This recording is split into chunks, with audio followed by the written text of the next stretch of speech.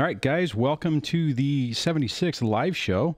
Tuesday, what is today? March, 6th or something like that? God, it seems like it's been forever since we've done a show. Then I didn't have, a Saturday show. But the topic for tonight is avoiding the narcissistic traps. This came up, I've seen this a lot in the Discord conversation where people are talking about different things, and it reminded me of my own experiences in the past 6 years where I've had to, let me turn this down a little bit, had to deal with this, and figured it would be a good topic, timely topic to hit. Before I jump into it, I want to cover a couple little things. YouTube has rolled out some new features. I don't know how it's actually going to impact this show. They've actually added the ability to, what do you call it? Replay the live chat. So like I embed the chat, like you can see if you're watching this, you can see on the screen.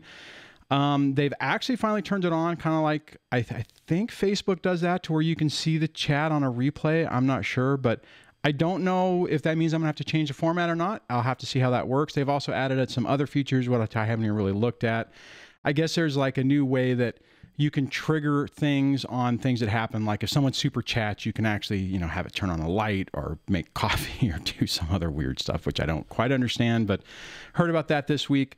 And, but anyway, so that could cause some technical issues. Hopefully it doesn't, but if it does, we'll roll with it and we'll adapt and see how it rolls out. So let me make sure that everyone can hear me, which I think they can, and see who all we have in here.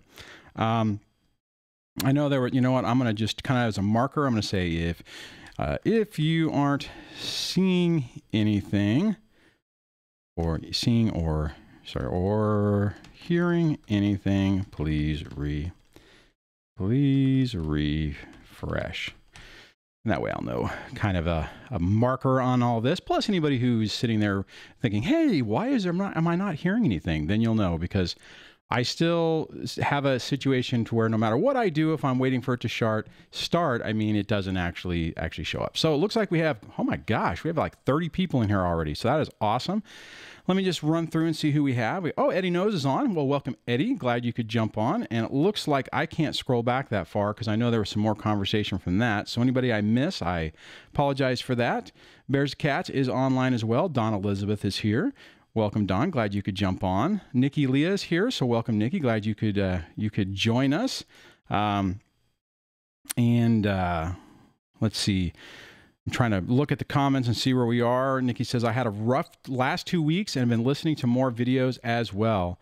Yeah, I think, it'll go in spurts, right? It's like you'll get better and then you'll kind of wane off of some of the videos and interaction. And then something will happen and it'll draw you back in. I would also recommend, I know I'm pushing my own thing, but the Discord server, and we'll talk about that in a moment, but that's been great. I mean, the banter that's been going on, the real-time kind of conversation, is really building a community and some friendships there, which is really pretty cool. At least that's the way I'm seeing it. I mean, if anyone wants to share their experiences, I would love to hear what you have to say as well. Bear says, I feel lost and I feel like I should be doing something. My divorce is final and everything is wrapping up. I'm not used to not running around trying to fix things for someone. Hey, we talked about that, Bears. God, Jesus, I think it was a couple of live streams ago about that whole issue that when everything calms down and you think that things should be better, it just, all the stuff that you've been pushing off has a tendency to catch up to you. So, don't let it break you. Don't let it demoralize you. Just realize part of that is normal, and you're going to have to go through that. It's one of those things where it really sucks, is what it is, because you get to one of these stopping points and you think, man, I finally, it's the divorce is final, or finally something has happened, and you think that it's going to be one of those things where you just feel great and everything is going to be like this weight of this world, lifts off on you. And initially it feels that way, but it's like as soon as you feel stable, it's like your body's like, oh, great. Finally, now we can deal with all these emotions and these, the repressed emotions that we haven't dealt with. We can let them seep right in. And I can't remember what live show that was, but we had a show where we talked specifically about that. I don't know if you were on that one. I see Galette just jumped on, or Galete. See, you haven't been on in a while, see, so I'm messing your name up. We got James F here. Says, hey everyone, I'm okay, a little lonely. Things are calm, but I feel isolated. That is tough. I can remember going through that. Liz Hanson's online as well. And man, the chat is moving on fast. Oh, West We Go is on. Welcome, West. Glad you could jump on. Haven't seen you in a while. Hopefully things are going well with you. Haven't heard from you in a while, but would love to hear a little update on how your life is going. Ryan C is online as well. Hey, Ryan, glad you could jump on. And, I can't, Mejdi Soel says, stay strong, everyone. And if I butchered your name, I really apologize. And Spiritually Empowered is on. So, James, I'm sorry. It's a horrible feeling. My thoughts are with you. If you guys didn't see the show that I did with her on her program, just so you guys know that wasn't, I guess it was a little misleading. Let me see if I can pull this up. It was actually on her channel. So here's the video right here. But so we did it on her Facebook channel. And I think, let me try to pull this up here. I finally was able to add her links. So if they work, you know, in case, just disclaimer there, but you can click on it and get to her YouTube channel, or her YouTube channel here, and her Facebook page there. And if you click in the cards, I have a link to her YouTube channel there as well. So make sure you check her out. A lot of great information there. She's really working on the positive spiritual side of things post, I guess, validation stage. So a lot of good information. Really encourage you to check that out. Let me swing back over here. And I see those questions. I'm going to grab those, and we're going to hit those after we go through the topic, if I can find them. So I'm going to try to just jump them into slides. Man, you guys are active tonight. Might be a little more complex to try to stay on top of, but we'll figure it out, or I'll figure it out. Let me see here. Let me post that in there. And see if I can get my mouse to work. Jeez, it's like all these little issues. So, and let me do another one so I can grab that. That's not what I wanted to do. Hate it when I do that. Duplicate. And I think there was another one that had popped up. So I didn't adjust my screens like I should have. So, it makes it a little hard because I'm trying to bounce around thinking they're in certain places and they're not, which complicates things. So, okay. All right. Let me get back on track. So see, hold on a second. I got to adjust my screens, because if I don't, this is going to drive me insane, because it's not where I expect it to be. So there we go. Okay. All right, guys. Sorry about that. Okay. So let me just double check where else. Oh, Music Edge. Wow, haven't seen you. I think you're new, so maybe. But if I'll just go as you're new. So welcome to the channel. Welcome to the live stream, and welcome to the show. So, all right. So here's the thing. Let me see. Music Ed says, "Hey man, I just wanted to say thank you for your videos. I just got my ex in trouble with the police for trying to falsely accuse me of harassment. Now I'm free and never have to speak to her again." Wow, that's actually pretty impressive, Music Edge. I mean, it seems like a lot of times we're not able to get them held accountable for their actions. So good for you that you were able to do that. And hopefully that'll set up some boundaries to where you don't have to deal with it. So that would be outstanding. I think that's part of the problem that we run into, is that people, the narc is able to get away with this stuff, and we're not able to find a way to hold them accountable. And until we can, they just keep feeling emboldened and empowered to continue on. I mean, I think every one of us who's been able to push back, I mean, even me, I mean, I didn't necessarily do an outstanding job of it, but I finally was able to do a few things which calm things down a little bit. But until that happens, they'll ramp it up. And then, to be perfectly honest, they're still going to ramp things up. My ex is still playing shenanigans, like I was talking about in the video, I think this morning, about the medical bill and stuff like that. It's just, they're always going to try to find ways to try to create drama and chaos. It's inevitable. It's annoying, but it's inevitable. All right. So what I want to do is I want to hit the topic for today. And we're talking about, and that doesn't seem to be doing anything. I hit a button and it's just like sitting here doing nothing. God. So Let me see what the hell's going on here. There we go. That was, oh, you know what it was? Or you know what it is? They just had a new release of OBS yesterday, and like an idiot, I installed it. So I bet you it's broken things. Ah, crap. That sucks. Okay, anyways, whatever. We'll figure it out. Okay, when I talk about, or when I mentioned about this topic being avoid the narcissistic traps, it's the things that your narcissist is going to try to do, kind of like what Music was just talking about, where they try to re-exert control. You know, as a relationship falls apart, whether they leave or we leave, you get into a situation where they're still trying to maintain control. So, and that's the thing, they want that control. They still want that control over your environment, over your emotions. And the thing is as we change, as we grow, as we figure things out, they, like the wonderful creatures of darkness that they are, modify their tactics. It's important to bring that up, because if you're not expecting it, you're going to think, okay, I got them figured out. I know that I'm just not going to respond to them. And we're going to get into a couple of scenarios on this where we'll talk about it. But you know, they switch things up, and it happened to me. It's like, okay, I turned left, and I'm like, yay, I finally got her over here. She'll leave me the hell alone.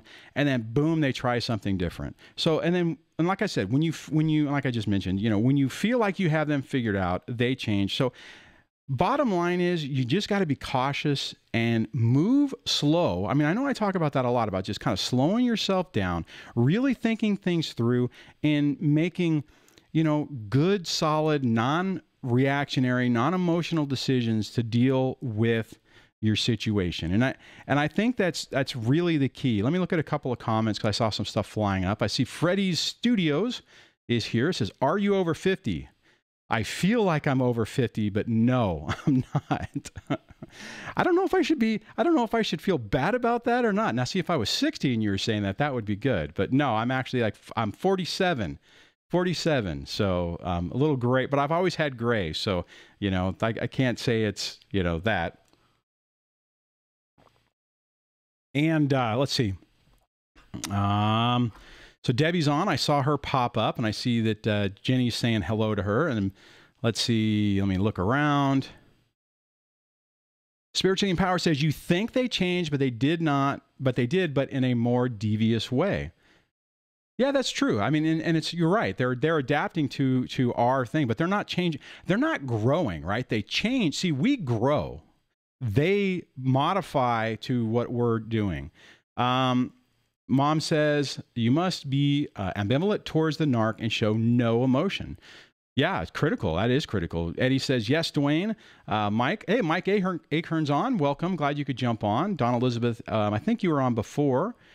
Man, this is like going fast, and you guys got a ton of questions. So let me dive into the next thing, which is, now if I can go the right direction, is one of the scenarios that I had to deal with. And so I'm going to jump in. If it loaded. Thank you. That's awesome. I'm surprised. Okay.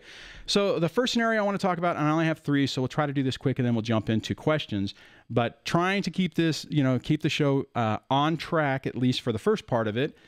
Say sharing information, right?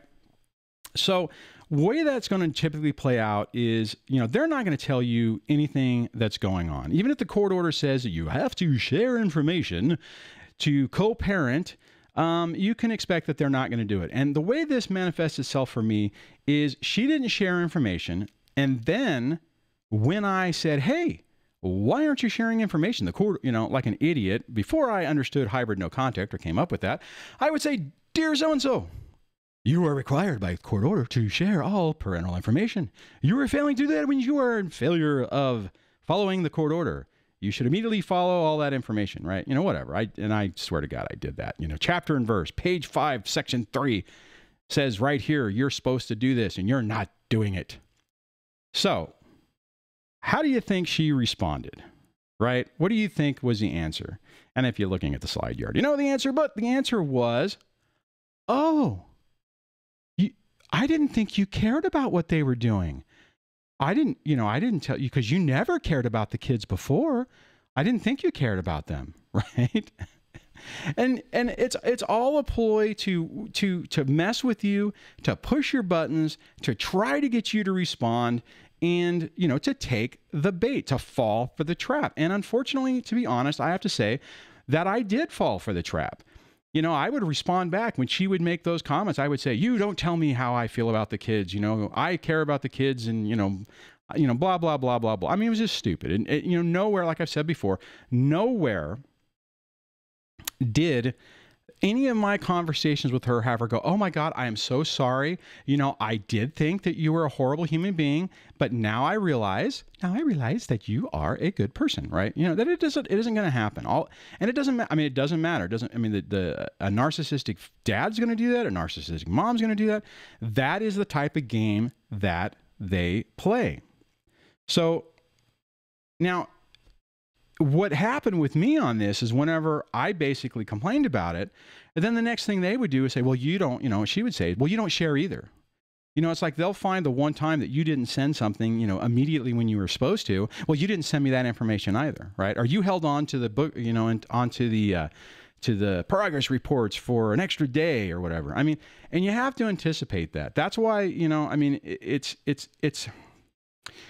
bottom line is, and I mentioned this before, is when you get in those situations and you're expecting them to do things, you go around them. You find the information out someplace else. If it's a school thing, you develop that rapport with the teachers. You go and you talk to them. You get them to send you the information at the same, at both of you to send the information. If it's doctor's appointments, you call the doctor. I tried to get my doctor, the therapist, anyways, to let me know when there was appointments. They refused. Like, "We're not going to do that. It ain't going to happen." So what I ended up having to do is every week I would call and say, "Hey, do my kids have appointments this week?" They would look up and it would either be no or yes. Typically it was yes. And I kind of had an idea when they would be, but I just didn't know the dates or the times. And then I would start showing up, right? That's what I did initially. So, so that's a typical scenario that a lot of you are going to do. And I think I saw Chris, and it's already scrolled up. Let me look up, because I thought I saw that he said that he was dealing with that as well. And hey, and what I would say on the questions, guys, get your questions ready, because there's a possibility that as this rolls, I'm going to lose some of them. Oh, we just got a new subscriber. So Mariah Gill just subscribed. So welcome to the show and welcome to the channel. So that if I miss it, you can post it later, but we'll get to those in a little bit. And let me, oh yeah, so Chris had said, Chris Davis said, "Oh my God, I've had very similar conversations." Blue says, "To Mom, I am being abused immensely by my narc husband." If you guys aren't aware, she's got a pretty intense story. Hopefully it's going better. I know the kids are, I mean, there's a lot of alienation and just badness in that situation. Andres Macado, if I'm saying your name right, welcome to the show. Welcome to the channel. Says, "My boss is a complete narcissist." And and it's tough whenever you have a boss that's a narcissist, because then they hold your career and your livelihood in their hands. I've dealt with that, and it's not a fun place to be in. I think a lot of the techniques on this, obviously, typically what I talk about. And, oh, I'll have to look at that. Got a bad vibe from him. So I'll look at that in a second. But really, I'm surprised. Are you guys talking about Caleb, or are you talking about something different? Oh, I might have to switch to that, because that would be an interesting conversation. But anyways, what I was going to say, Andreas, is that a lot of the same techniques can work the same. Gray rock is really important. And just trying to set boundaries and realize that your boss is going to push you. And then if you have to, go around to HR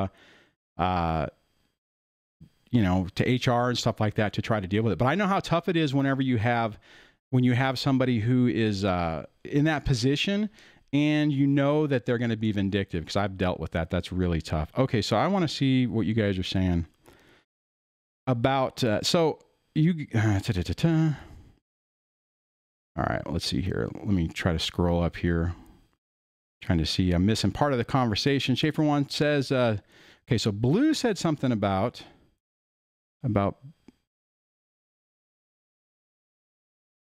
Blue says, "I'm going to get crap for this, but I believe Caleb is the narc."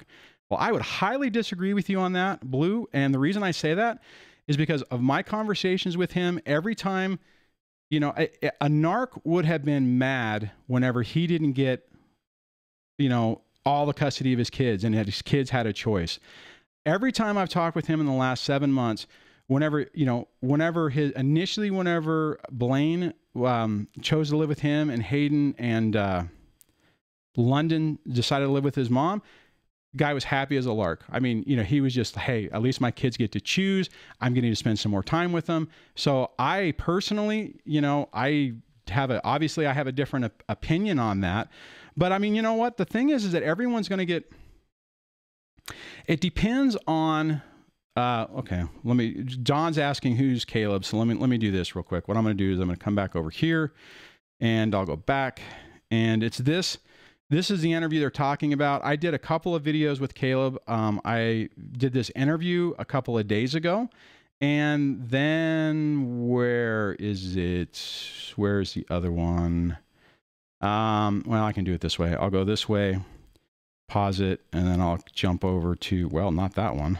I think I put the wrong video in there. Let me see if I can pull it up here to, oh, I didn't put the link. The Caleb Leverett story. Okay, so that's the other video I did of him. This one where it did a bunch of clips on it, and where, let me, you know, this type of thing, because he'd posted a lot of this stuff. Yeah, so I have, obviously I have a different of opinion on that with the Caleb thing. Because let me see what else you guys are saying, because I'm really curious what you guys think about that. But what I will say is, depending on your story and what's happened, you're probably going to have a different reaction to it, right? So for me, the reaction is since I've not experienced it to the level that Caleb has, but I have dealt with the same type of crap that his ex was doing with my kids, or my kid, whatever. So. Yeah, Chris says Caleb didn't come across as a narc to him. Spiritual empowered. The mother gave herself in one sentence. It was buried in the first video, but it was there. Yeah, and to be perfectly honest, I didn't grab the really damaging parts of what she said and what she did. I intentionally didn't put those in my video because, you know, I didn't want it to look like I was selectively editing, but it was bad. Marietta says, hey, Dwayne, how have you been? How are you doing? I'm doing pretty good. A little tired sometimes, but, you know, other than that, not too bad. Hazy Day says, Dwayne, encourage any people wondering about Caleb to watch his videos from the beginning. The videos certainly tell all. Yeah, it does. You know, I mean, I've watched, I mean, oh my God, I get how someone can say, they can look at it, and we talked a little bit about that in the interview, where you can look at it and say, well, he's manipulating the kids to fight against their mom, so he's the narc, he's creating problems. And I took it because I knew what my ex was doing to me and the games that they were playing. You know, you really get stuck in a corner on what you can and can't do. And then if you're dealing with somebody, and as he said in the interview, where he was trying to say, hey, can we talk about this? And the answer, my ex, holy crap, man, her favorite answer was no. You know, hey, can we talk about this? No. I mean, you know, email, hey, blah, blah, blah, blah, blah, blah, blah. You know, I would write this big, long email, you know, trying to say, hey, can we compromise on something? No, N-O. That was all I would get. I wouldn't get a hello, nothing. It was no. And when you're dealing with somebody, and the problem is that whenever they're in that position of power and they can do whatever the hell they want, and in Blue, a lot of ways, you have to ask, okay, Blue says you have to ask, who won total custody. And you know who won total custody, Blue? His ex-wife.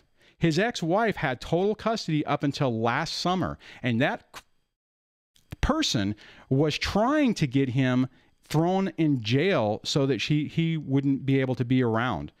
You know, and what happened is, I mean, so she had full custody. She denied him access to the kids most of the time. She pushed it the first time whenever he was just trying to connect with them, like you're violating court orders, and got him thrown in jail for almost a year. The original thing the judge ordered was a year. and it ended up just being 6 months. But the guy had to spend 6 months in jail, destroyed his financial, his job. I mean, to be honest, the fact that he went through all that and didn't just say, you know what, forget this, I'm done, because I don't know what I would have done. But so on that, she's the one who had full custody. Right now, what's happened is he has 3 of his boys. It's because last summer, the judge, after she had her, but Blue, I mean, what I would say is you probably don't watch a story if it's really triggering, because it's, you don't necessarily need to run yourself through that. But at the same time, his ex was playing a hell of a game trying to destroy him. When they went to court last year, she was pushing for criminal charges against him for kidnapping and stuff, and parental interference or something. I can't remember what the exact title was. Hammering him on child support. Hey, can someone just post on the comments for LJ to just hit refresh? I would appreciate it if you could do that. But so I'm not, but bottom line is that's what you have to be careful of. Okay, so Blue says he went to jail for the same reason mine was facing jail. He kept the kids from me for over a month, and he got in trouble for that. I mean, and it was one kid. It was, and the reason it happened, and see, the caveat with that is he actually, it's like, okay, the court order says I have to drop my Parker. This was 4 years ago. I have to drop Parker off. So he drove up, the other kids got out, and Parker said, I ain't getting out. And he's like, hey, I'm not kicking him out, which was probably a mistake. He probably, should have just went to court. But yeah, Mom says Caleb's ex would scream and hit the kids all the time and act psycho. Yeah, and to be honest, whenever that time, whenever he drove her away, she was doing that while the cops were still outside. So, there's 2 sides to every story. It's because he's brainwashed the hell out of his boys. Yeah, I don't agree with you, Blue. I don't. It obviously we don't get to see within the behind the curtain, but it's hard to say. I'll tell you one thing though, if I really felt that he was a narc, I wouldn't have brought him on the channel. I wouldn't even have done that first video. I mean, to me, I look at it, somebody who's who is fighting tooth and nail to have a relationship with these kids, not even trying to basically turn, I don't know.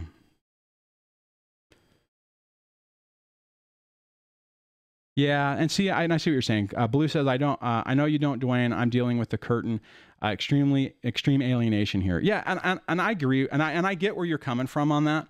And to be perfectly honest, okay, so this is a reason why, or not this reason, but this is an example of reason why I didn't make this channel 3 years ago or 5 years ago, because I wasn't ready for it. The stuff that you guys say, a lot, I mean, now people can say things. I mean, like a mom can say something to me that I can look at it and go, wow, I could see my ex saying the same thing, but it doesn't impact me, right? I'm able to compartmentalize it and say, okay, you're going through something, and look at it objectively. Years ago, I couldn't have. If some of the stuff that you guys say would have set me off and got me angry, and I wouldn't have been able to do it, which is the reason why I didn't make this channel until I felt I was ready to. BB says, Dwayne, I agree. Just from the interview, he's just very assertive. Yeah, exactly. I mean, and like I said, I don't know if I would have went through his same experience, if I would have been able to persevere. I think probably the first time I went to jail, I would have said, okay, I'm done. F this. I'm not going to jail anymore. Where do I sign? Forget it. You can have the kids. I mean, in the interview, I didn't realize this until I talked to him. His ex at one point basically was saying, look, just sign away your rights.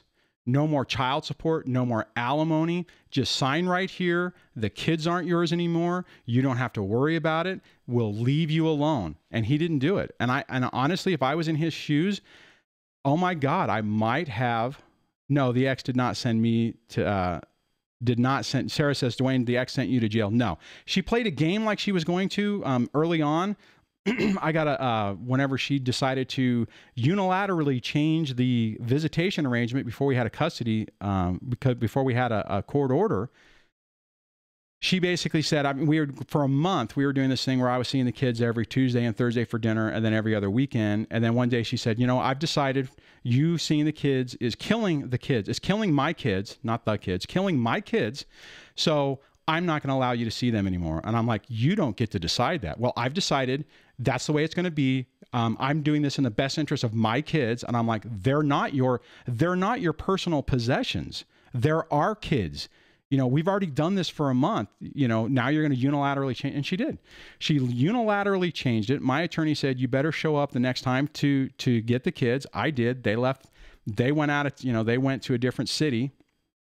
And the next thing I got was a letter saying, you're harassing and stalking my client, and we're causing her to hide in the house and call the police. And I'm like, are you effing kidding me? Right then, I almost basically said, I'm done. I'm doing nothing to be around that. So,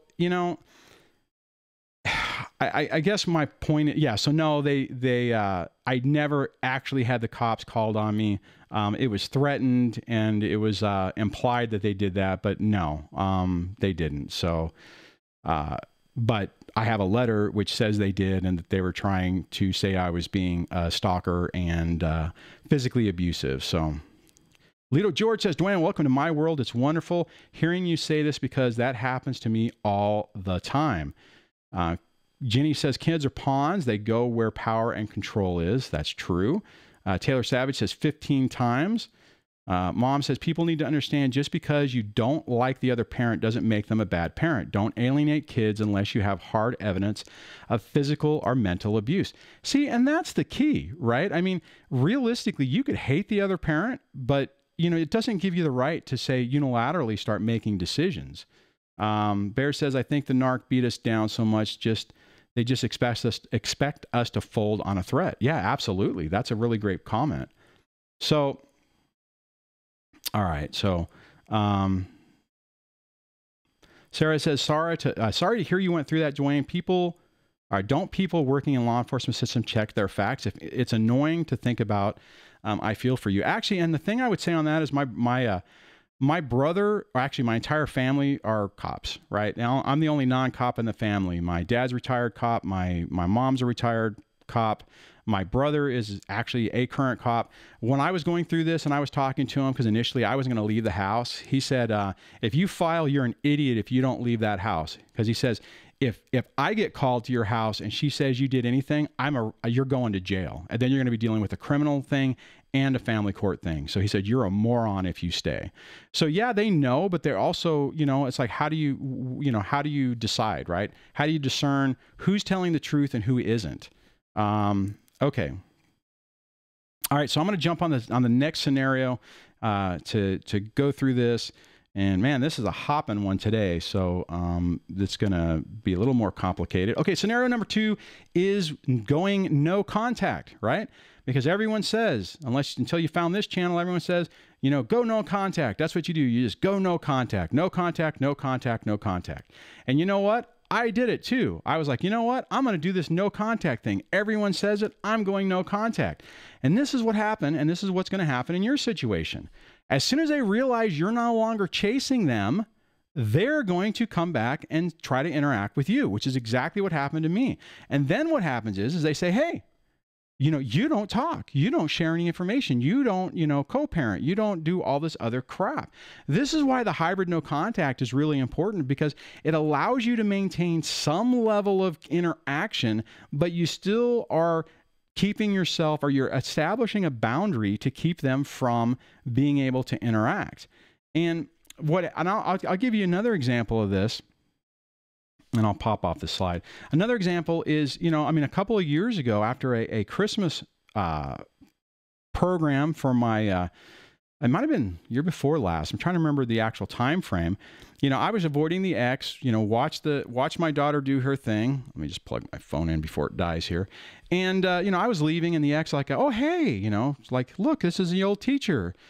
And we chatted for a little bit, walked outside, and the ex is like, hey, we should do this more often. I'm like, do what? We should talk. And I swear, I just looked at her and went, no, I think the email thing is working fine. That, if you have anything you need to say to me, just send it to me in email. But I don't we don't need to do this. We don't need to talk like this. No. And, you know, and part of it is, granted, you know, I'm going to be painted as the person who's still trapped in being angry and bitter. But for me, it was just a matter of, you know what, I'm not allowing you into my inner circle. I'm not going to allow your evil presence to wear me down and get me to second guess what I know, absolute thinking, and start causing problems. And I guarantee you guys, they will try to start doing that. Alex, hey, Alex, glad you could jump on. Proper person, if you guys aren't aware. So super smart Dwayne, once the court orders us to use our family wizard, all of a sudden my ex wants to talk to me all of the time. Nope, stick with our family wizard and email. Yeah, because it's what they're trying to do. And like, it goes back to scenario one, where they're trying to adapt to, you know, they realize you've changed and they're trying to figure out how they can suck you back into the chaos. All right, let's see what else we got going on. Taylor Savage says, yeah, you think they all come back. Okay, I'm not entirely, that's obviously in response, so I don't really remember what that was. Wes says, Dwayne, she came back to me after 90 days, no contact, still kind of wondering if I made the right decision by going back. Her narc tendencies are shining through again, and I'm insulating myself. Well, I'm sorry to hear that. So are the stepkids getting back involved, West, or not? Because I know initially when you came back, it was basically, unless I have your story confused, which is possible. And you also say, her and her flying monkeys are scarfing down to dinner I cooked after working 12 hours. I see if I get any kind of compliment or help cleaning. Yeah, probably not. Okay. So, all right. I need to do something real quick, so I'll be right back. Sorry about this. So stand by one. Dang it.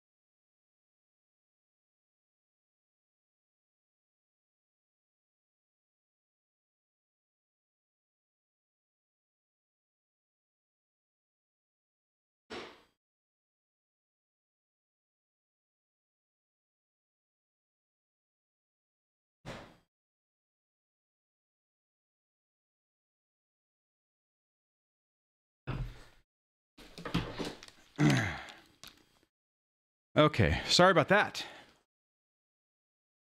All right, so, but one thing I want to follow back up on, just so that it doesn't come across as I was attacking Blue, because that was not my intent. You guys have to be careful what you watch or what triggers you. And I know I get crap a lot for talking about triggers, but realistically, I mean, it's real. In our situation with the experience we've had, there are going to be things that just, you know, like bypass all your defenses and push that, you know, self-destruct button. And, you know, it's tough. You know, Bear says we all have different triggers, and that's absolutely true. You know, I used to have a trigger on support payments and stuff. That used to really, really get to me, you know, and it depends, right? I mean, there's different things.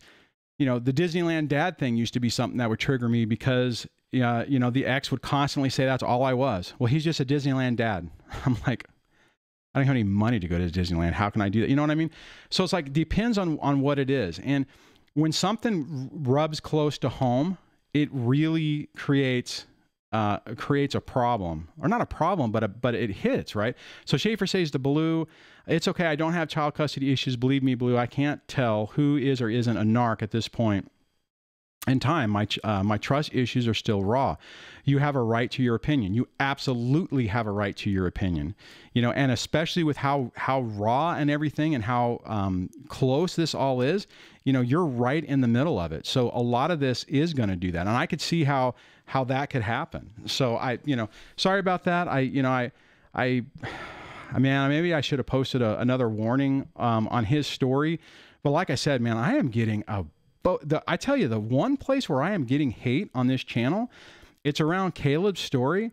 And the fact that I put in that other video a trigger warning, I would say every week or so, if not maybe, you know, sometimes it's sooner or faster, somebody saying, seriously, Trigger, what the hell is your problem, you beta male, you know, blah, blah, blah. And I, you know, you guys know me. You know, if I can respond, because I'm not able to respond to everything now because I'm just getting so busy, but I, you know, still try to respond in the way that I generally do. I don't get angry about it, but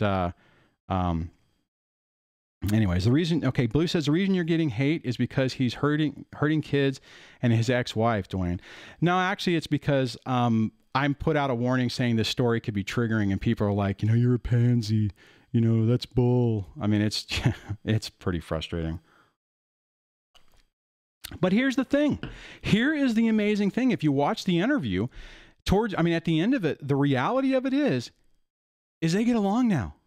I couldn't believe it. It is the first story I've heard of a completely destructive custody battle arrangement where things are calm. And what ultimately happened is the reason why he has all three of his kids now, or three of his boys, is because I don't know what's going on. He wouldn't go into details, but she's moving.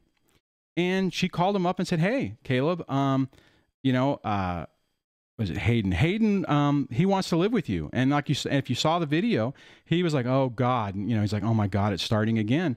And she was like, you know, do you want him? And he's like, yeah. And they moved, and they did it as you know, he said he drove up, you know, it sounded like her and her husband. I'm assuming maybe he didn't say that, but you know, everyone up there helped load the truck up, and he moved him down and rolled him in school and everything. I mean, you know, and I asked him in that video, I'm like, so what happened? Right. I mean, and basically it was when they finally got a judge that said, you know what, both of you need to knock this crap off. You have good kids, because I've talked to him offline before on this, where it's like, you have good kids in spite of all this crap. Hey, BB, I see you're leaving. Have a good night.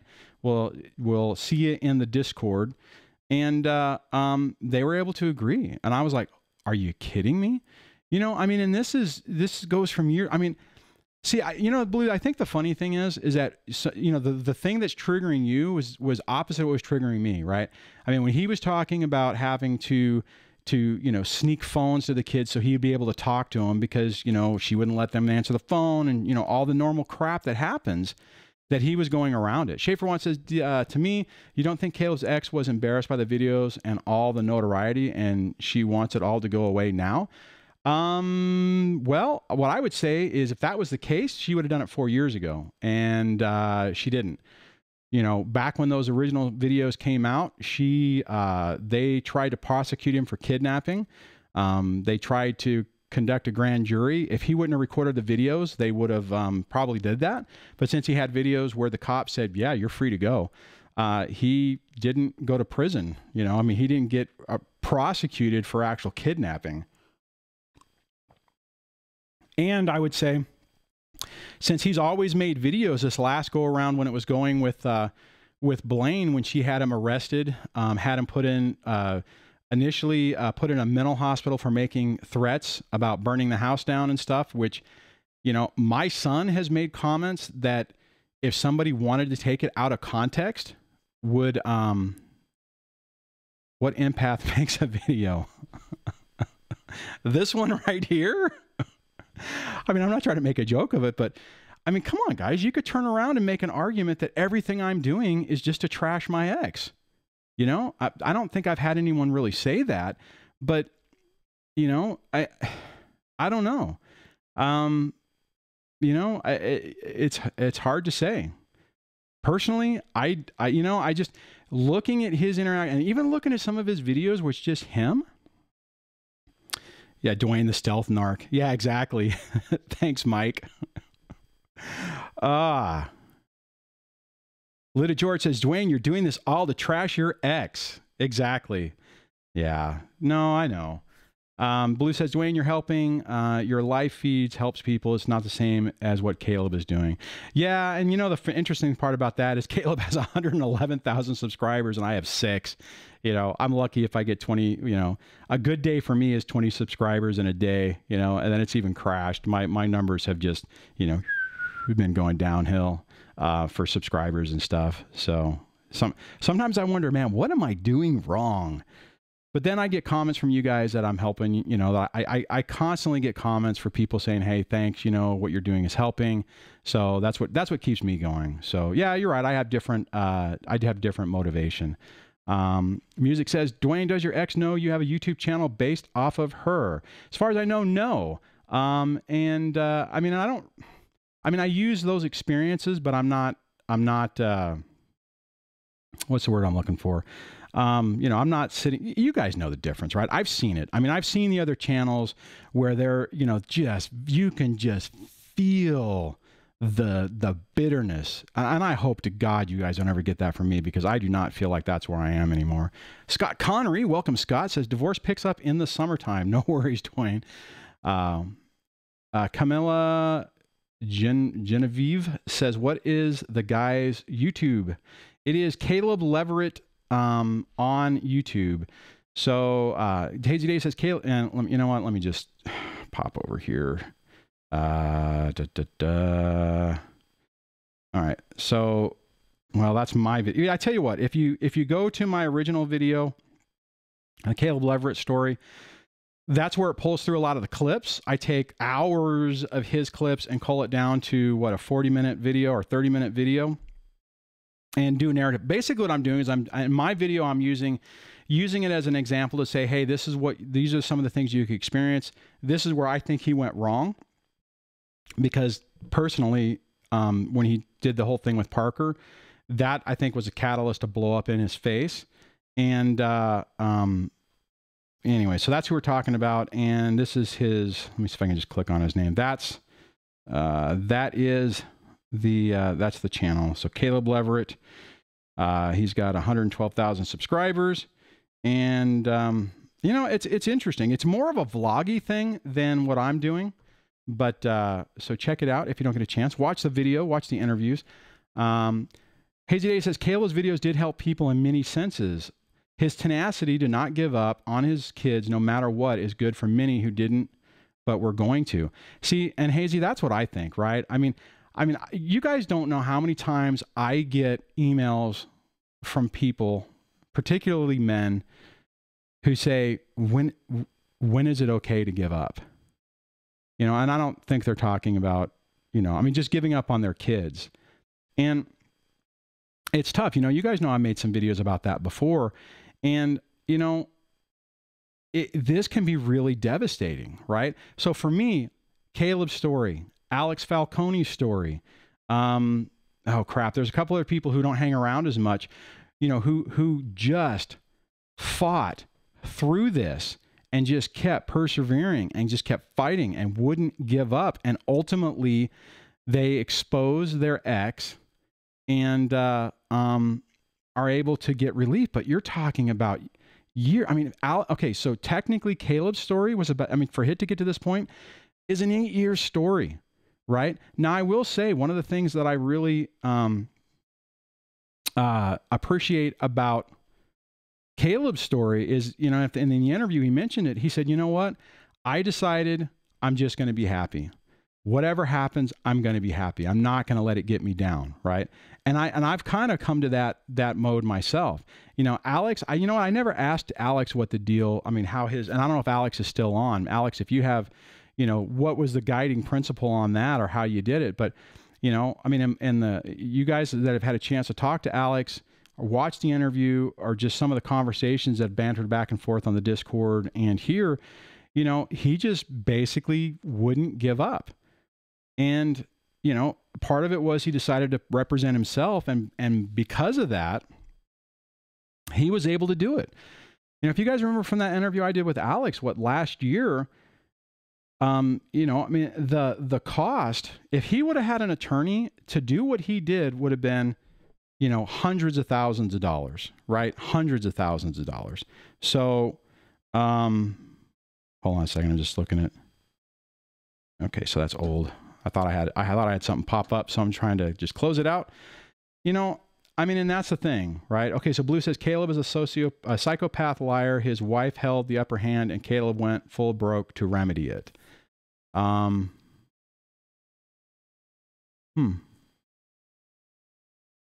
I don't know. I've had a bunch of conversations with him personally, and I never got that from him.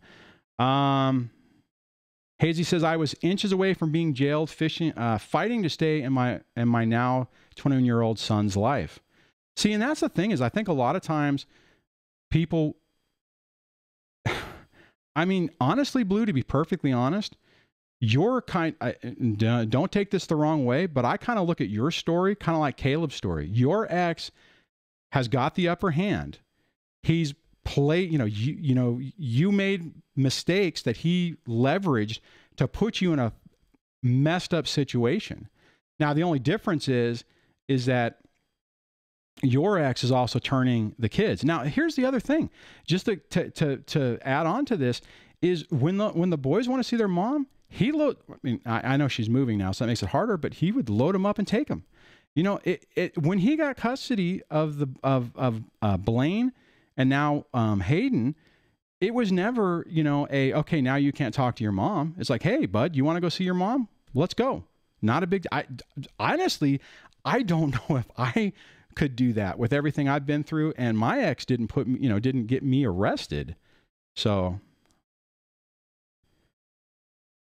Kara says, would any of us give a child to their parent because we wanted to move? No, I wouldn't. Nope. However, here's the tough question. Let's say, we'll get to the other scenario here in a minute. I know there's a bunch of questions we haven't hit, and we'll wrap up the first part of this by 7 or a little after 7. But this is what I want to say on that.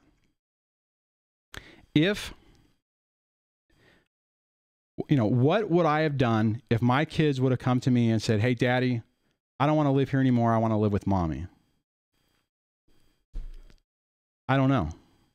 If they said it now, fortunately, I don't think they will. But if they did, I don't know at this point, I don't know what I would do. My middle daughter, my junior, she's a great student, always on honor roll. She probably could self-regulate herself and would potentially be okay. But look at it. My situation is my kids are so scared to make a decision. My 18-year-old who is in college, who's been 18 since last year, still transitions at the normal times. It's like, visitation is our visitation or whatever. The thing is Monday and Tuesday is Mommy's day and Wednesday and Thursday is yours and every other weekend. I literally, like yesterday, the kids dropped the kids off, the girls transitioned at school. I came home, my son and I went to dinner and I took him to his mom's around 6 o'clock, and tomorrow when they come back, she'll drop him off. Now, granted, it doesn't have to be that because he's not covered. He's not covered under the thing. There's been times where we've gone out and it's been a little bit later when we go out or if we go out to dinner or something like that.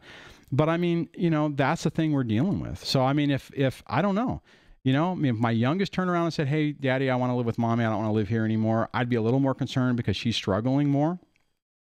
But it's tough, and I'm glad I don't have to deal with it, and realistically, the way these things should go is you should be able to have a cooperative thing, and it's not a effing nightmare, right? The way it should work, if you're co-parenting with somebody, and if my ex called me and said, hey, hey, Dwayne, the youngest wants to live with you full time. Are you okay with that? I'd be like, yeah, sure. Right. And if I said, hey, and our son wants to live with you full time, it should be a cooperative thing. But when you have somebody who is using the power that they have for bad, right, and they're using it as money, what do you do? You know, how do you deal with that? I'm in a situation where it's not a cooperative arrangement. It's not a positive thing. You know, I would guarantee you, I mean, I would be hella surprised if the kids all chose to live with her, if she didn't immediately go and say, I need more child support because I have the kids more. I would be, you know, that would surprise the crap out of me. So, you know, I mean, what do you do, you know?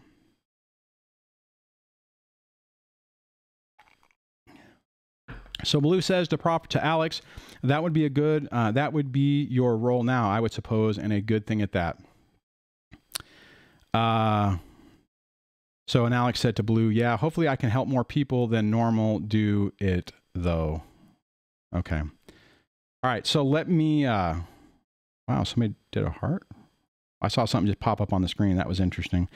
Maybe it was from something different. Okay, so I know this conversation is getting a little heated. Hopefully everyone, you know, but I think it's a good discussion, right? I mean, and it's good to be able to talk about the different things that really, you know, push your buttons. Hazy says, too many people who split up with their kids end up hurting the kids due to their dislike for each other. It's wrong because most don't act that way when they're still in the relationship. Yeah, they don't, right? I mean, I used to think about this, that it's like, you know, after the breakup, you know, my ex would treat a freaking random stranger better than what she used to treat me for. Blue says, sorry, Dwayne, I just have a really hard time with Caleb. It just makes me nuts. He's getting away with this. Yeah, you know, I don't know. I actually, at one point, I wish I would like to try to talk to Parker. I haven't brought it up, but it would be interesting to get, and I'd like to talk to him to say, okay, you know, what is the advice from the kids dealing with this on how best to do it? Andreas Macado says, how often do you stream on YouTube? I stream every Tuesday at 6 p.m. Pacific. And typically every other weekend. I'm not sure if I'm going to be able to do it this weekend, but pretty much unless there's some serious issue, I stream every Tuesday at 6 p.m. Pacific. If you sign up for, hit the subscribe button, hit the bell notification. You can text DSD Live to 33222, and I also send a text out right before I go live with the link to the show.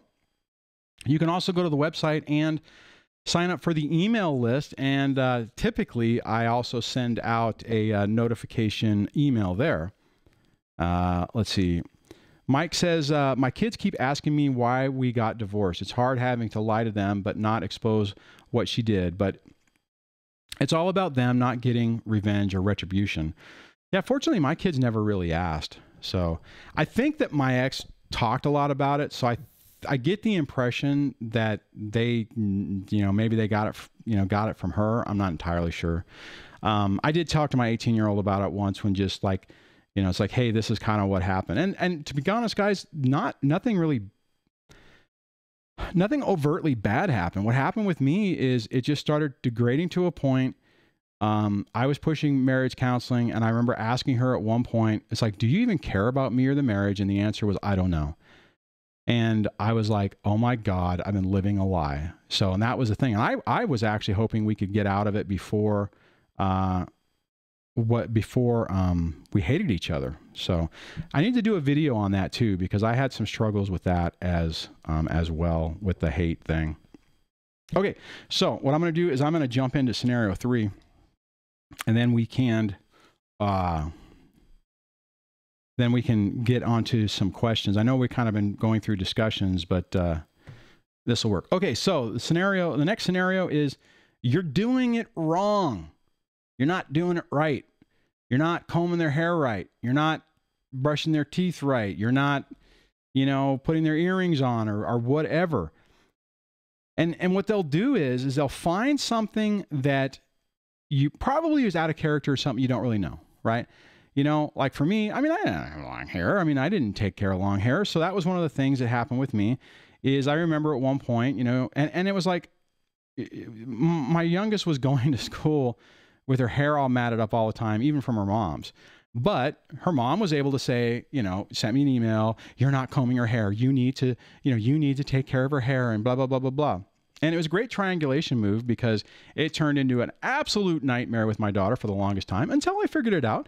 But see, what I did is I asked other people, right? I think when this happened, I think Debbie was with me. So she had hairdresser friends. And if I wasn't going with Debbie at the time, I would have talked to my female friends and say, hey, what the hell do you do with 7-year, 9-year-old? I'm trying to remember how old she was at the time, whose hair is a complete disaster, train wreck. What do you do? And we tried we found different detangling stuff, hot water with conditioner, yada yada yada. And the thing is, I figured it out, right? I finally figured it out, and I found ways around it, right? And like another example, this was a discussion in the Discord where someone basically got into this because their daughter has earrings, and daughter never said, hey, my ear hurts, or whatever. There was no sharing. I mean, like a normal co-parenting thing would have been, hey, Bill, little Susie has earrings now, and here's what you need to do to take care of it. So make sure you do, whatever, and be able to have a discussion, right? But they don't do it, right? They set you up. Then they attack you for not doing it right and try to shame you to try to make you feel or look like you're a bad person. Yeah, Chris, I wasn't gonna out any names, but it was Chris on the earring thing. But that's what they do, right? They find ways to create problems. And then as soon as you find a way around, now in my situation, what happened is whenever I found a way around it, she cut all her hair off. We finally made peace with it. It wasn't a big deal. We had a routine. It turned into something from being a complete and total nightmare into something fun that we were doing together. And the next thing I know, I go to pick my youngest up after school at the after program, and her long hair was gone, right? Potentially in Chris's situation, it could turn out that, she decided she doesn't want earrings anymore, so we took them out. If he figures out, it's just that type of crap that happens. And like I said in the thing, when you adapt, they will do something else to complicate it. Like in my situation, cutting her hair all the way off. Luckily, as I've mentioned before, it's one of those things where, luckily, my youngest was, excited about it. So it wasn't one of those things where it's like, thank God she didn't punish her and say, you're not doing whatever you're supposed to do, so I'm cutting your hair off. It was like, hey, wouldn't you like to donate your hair? Oh yeah. So my ex convinced my daughter that she wanted to do it. And it took, so thank God on that. Okay. So the last part on this, just to wrap it up. So here's the thing. Realize they're not going to stop. They are constantly going to adapt. Early on, some people had made references to, a Terminator, right? And you may have seen that in other discussions about narcissistic behavior. It's like they get focused on that goal of trying to make your life a living hell, and they will just persist and won't stop, right? So bottom line is you learn to avoid responding to their provocations and their tactics. And the best way to do that is you focus on, yeah, Bear says they will be back. Absolutely. That, you focus on the kids and that your ex isn't part of your environment, isn't part of your life, right? You phase them out and realize, yeah, Blue says, I'll be back. Exactly. Okay. So on that, we can finish up some conversation on this, and then we'll jump into the questions.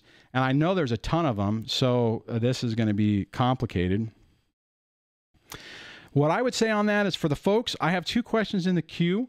For the folks who posted questions, if you could post them, I tell you what, I'm going to go through these 2, and as I'm searching, if I missed yours, just ask them again. Okay, so the first one, I don't know if Bless is still on, but Bless Her Health had a question that says, my ex just changed his military life insurance to go to his mom instead of me or the kids. In the divorce, we make him give it to the kids. His kids would need it more than his parents. Well, Bless, that's a tough one. And the reason he's doing it is because he doesn't want you, if something happens to him, for you to have control of the money. So he might be thinking that he's giving it to his mom, and then they'll be the ones who dish it out to the kids. You could push it and go back to court if you wanted to and try to do something and get something else ordered. And it's just a matter of if it's worth it. Technically, I did the same thing. And I'm like, the idea for me to if I died for my ex to get a boatload of money is, I don't know how I feel about that. So as it stands right now, if I die right now, the ex does not get the money and the kids aren't actually listed. I'm still trying to figure out a way. I think I need to do a trust or something to where I can make sure that they get something. And it is, because see, here's the thing. I'm fairly confident that if it went to the ex, the kids would never see it. She would do whatever the hell she wants with it, but you know, they wouldn't get much of it.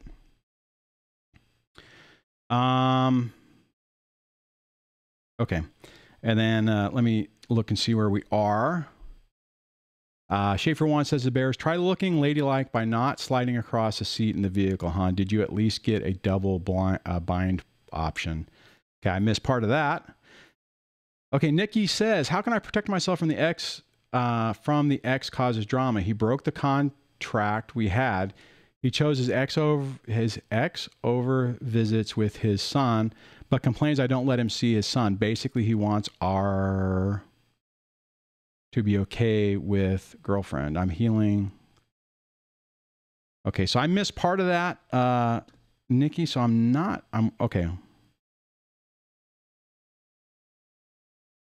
Well, okay, Nikki. Nikki says, I'm worried that he's going to say, I'm keeping our son from him, but I've done nothing but try to have for them to try to have a relationship. Your phone is still bad. You know, here's the sad truth, Nikki. No matter what you do, he's going to more than likely say you're doing something wrong, right? So as long as you feel like you're doing the right thing, you're doing the best you can, you know, you're not doing what he's saying, then don't worry about it. You know, don't worry about what they say. You know, that's like me in my situation. There's things I do now that I know absolutely my ex can turn around and make comments and, you know, paint me out to be a bitter ex, you know, who's just can't get over it and all that crap. And you know what? There was a time that would bother me. Now I don't care, right? I don't care what she thinks. I don't care what her flying monkey thinks. All I care about is what my kids think and my environment here. I want my world to be as calm and chaos free as possible. And what my ex thinks, what my ex friends thinks, what my ex little, you know, flying monkeys thinks doesn't matter. It has no bearing, right? I missed part of what you were saying, Nikki, but I mean, you know, if there's, you know, time and he's not picking to spend with his kids, that's his choice. Is he going to turn around and when he asks for you to modify time to deal, you know, so he can do things? Yeah, I mean, they will spin any story in a way that makes them look good and change, not look good, but you know, validate their version of the story. I mean, it's annoying, and you just have to just like let it go. Question, Don says, what are some of the narc traps and more importantly, how to handle them? Well, actually, Don, we just went over 3 different scenarios on those traps and how to handle them. You know, I mean, I think even Nikki's story right there, again, it's like, you know, so the trap is he's trying to make her look like she's a bad mom, you know, denying him access to have a relationship with his son. And it's all bull. You just have to basically just turn around and, you know, not take the bait. Nikki says, we had a contract notarized and he's broken it. I've had to reschedule everything 3 times. I'm scraping by being a single parent and he only causes drama.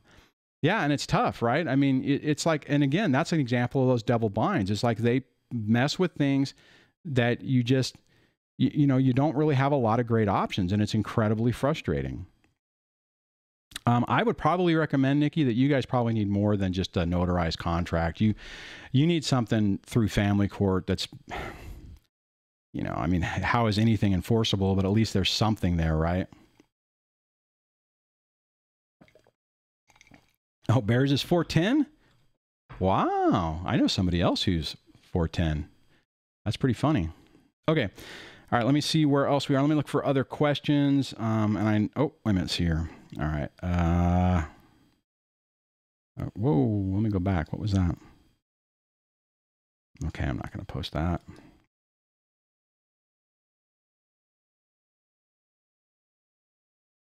Don had asked earlier, why do they shame you? Well, they shame you because it's a control tactic, right? It's like they're trying to use your guilt against you, right? I mean, and technically, actually, I mean, even though it's a few minutes later, that's basically what he's doing to Nikki, what Nikki's ex is doing to him. She's trying to shame him. I'm sorry.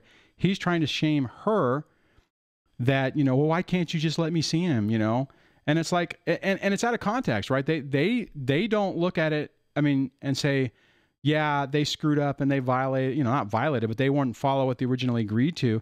It's like, whenever you don't do what they want, then you're a piece of crap. Blue says they shame us because they are ashamed. That's a good point too. I think it's more from manipulation and just control. Desiree, welcome Desiree. Interesting name, by the way.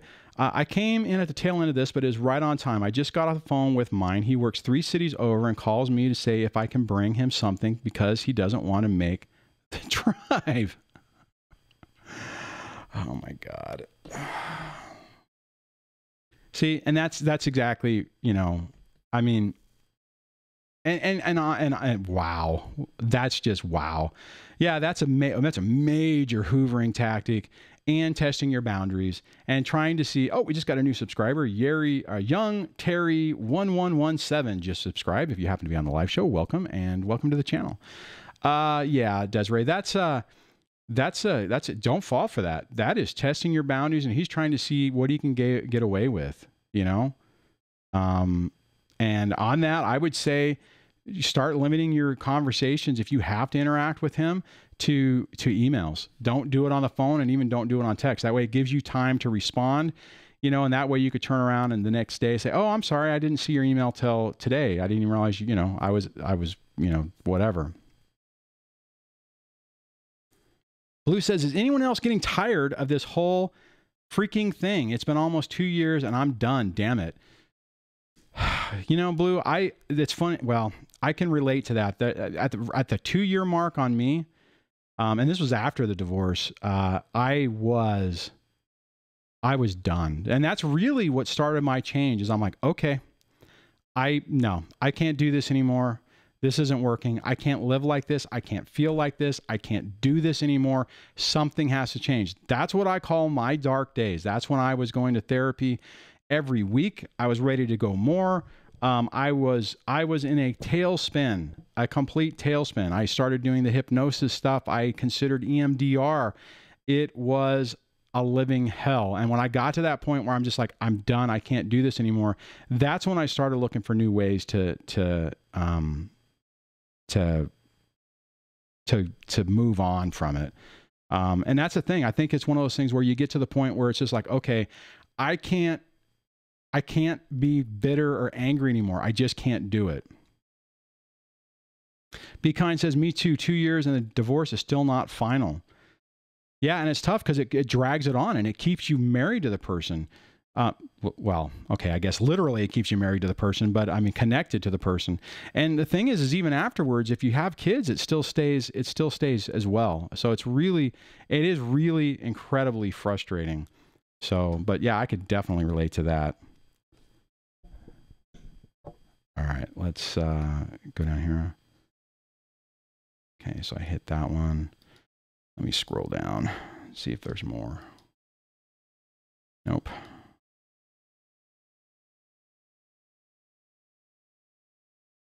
Okay, so okay, we're going to take a little commercial break without a commercial, and I'll be right back. Before I go, I will say that I did talk to Wendy Hernandez. She is actually working on a video for us. She was out of town and working on some trials. So I think in the next show, I'm going to have some stuff with her, and we are talking about doing some collaboration stuff as well. So hopefully we'll have more about that. So give me a minute and I'll be right back.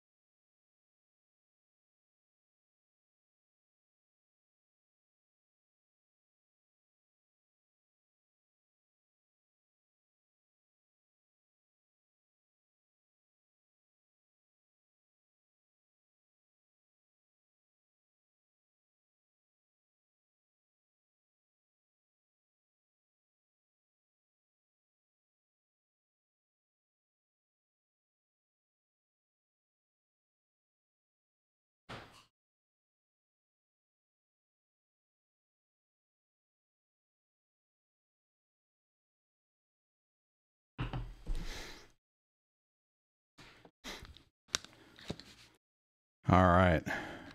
Let's see here.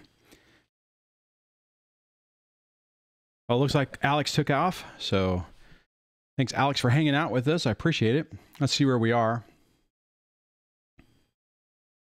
Blue says to Schaefer, I'm actually having a hard time not talking to my kids. I mean, talking to them is talking to him, if you know what I mean.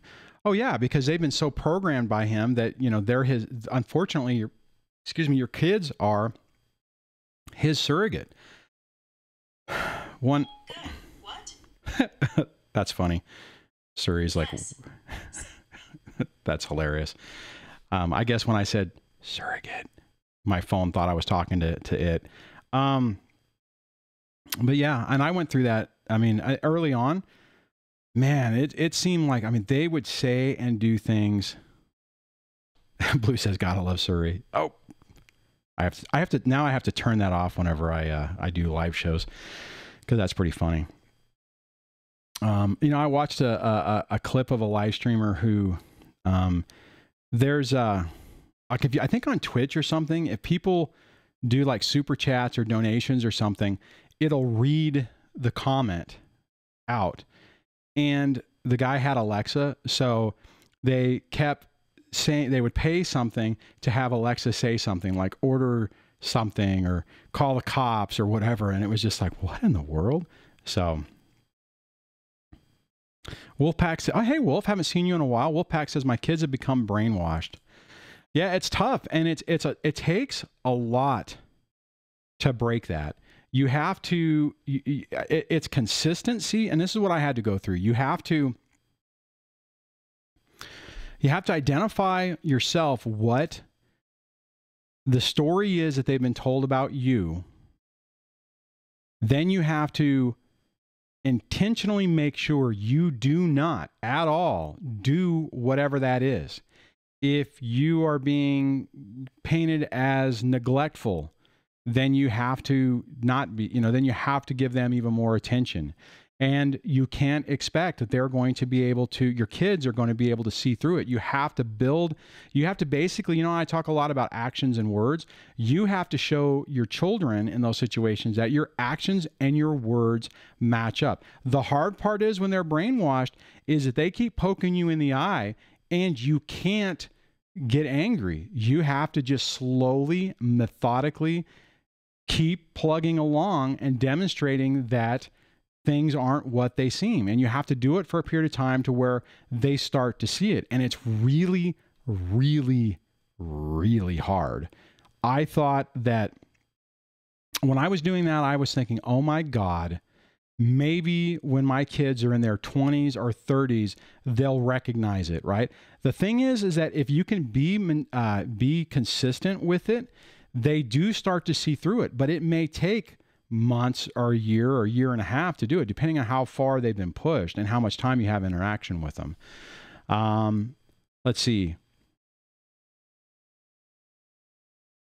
So Cindy says, Blue, same here. I was listening earlier, but couldn't respond. Big hugs, UC.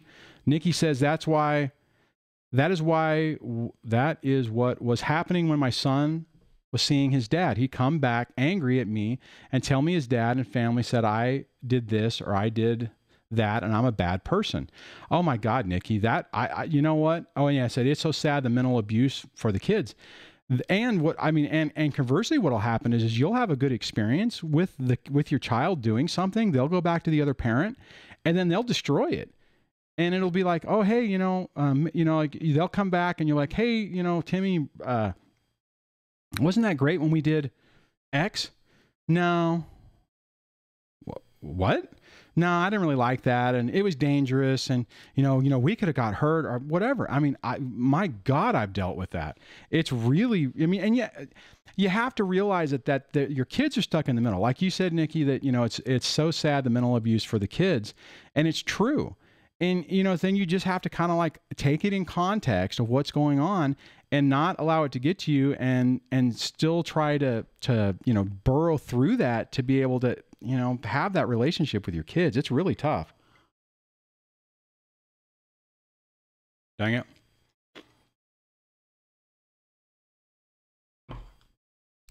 So Bears says, I'm out to guys. I'm taking care of number 1 pounder in the AM. 25 days now. She's getting big. Thanks for being here. Oh, okay. So I think you're out. Okay, never mind. I was like, what in the world are you saying? Yeah. So, all righty there. So glad you could jump on, Bears. And let's see. So I missed part of that. What did I miss on that?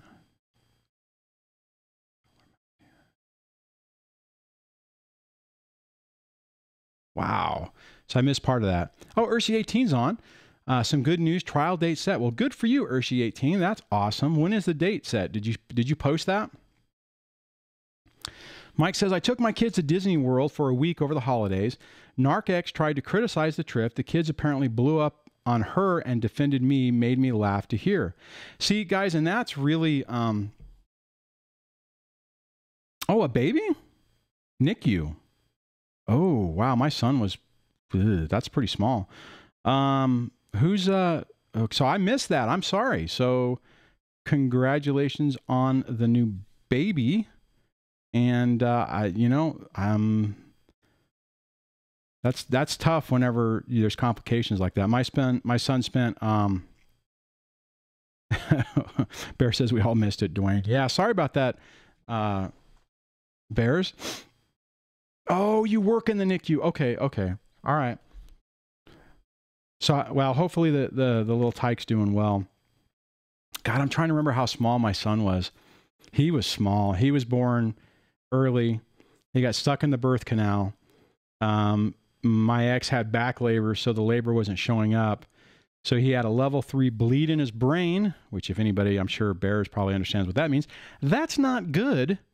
And they weren't sure if he was going to make it. So, but I mean, he does have issues. He does have cerebral palsy as a result of that. He has trouble walking, vision problems, and dexterity issues, but he can play Xbox. And,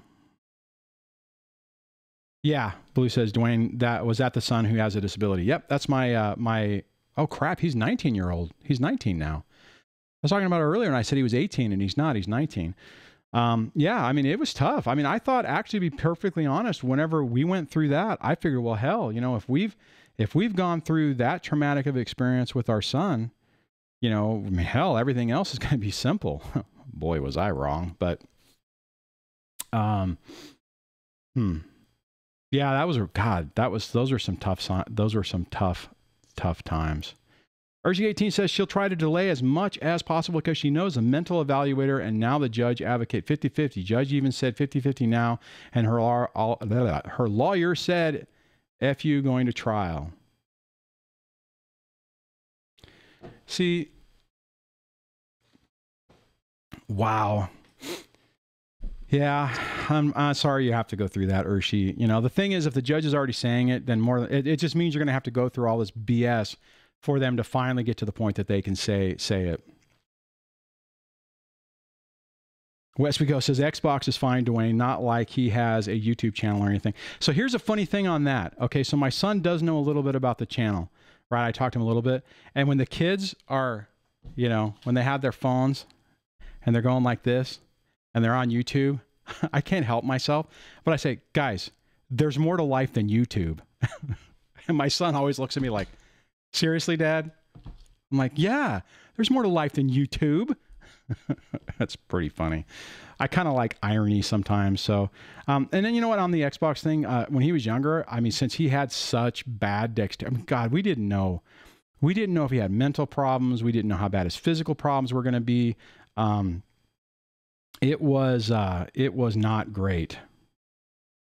Ooh, Chris brought up the Discord. So someone asked about something. So what was that about? Let me look at that, because any chance I can talk about the Discord, I like to do that. Where is it?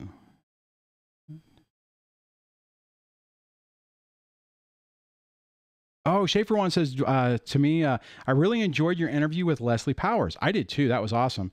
That was a great interview and it flew by. Wow, really? See, because that was an hour and 50. I mean, it did fly by. I remember when I was talking to, I don't know if she's still on. I mean, she's in Canada and 3 hours ahead. So I would imagine she's probably off by now, but because she gets up early to do her morning shows.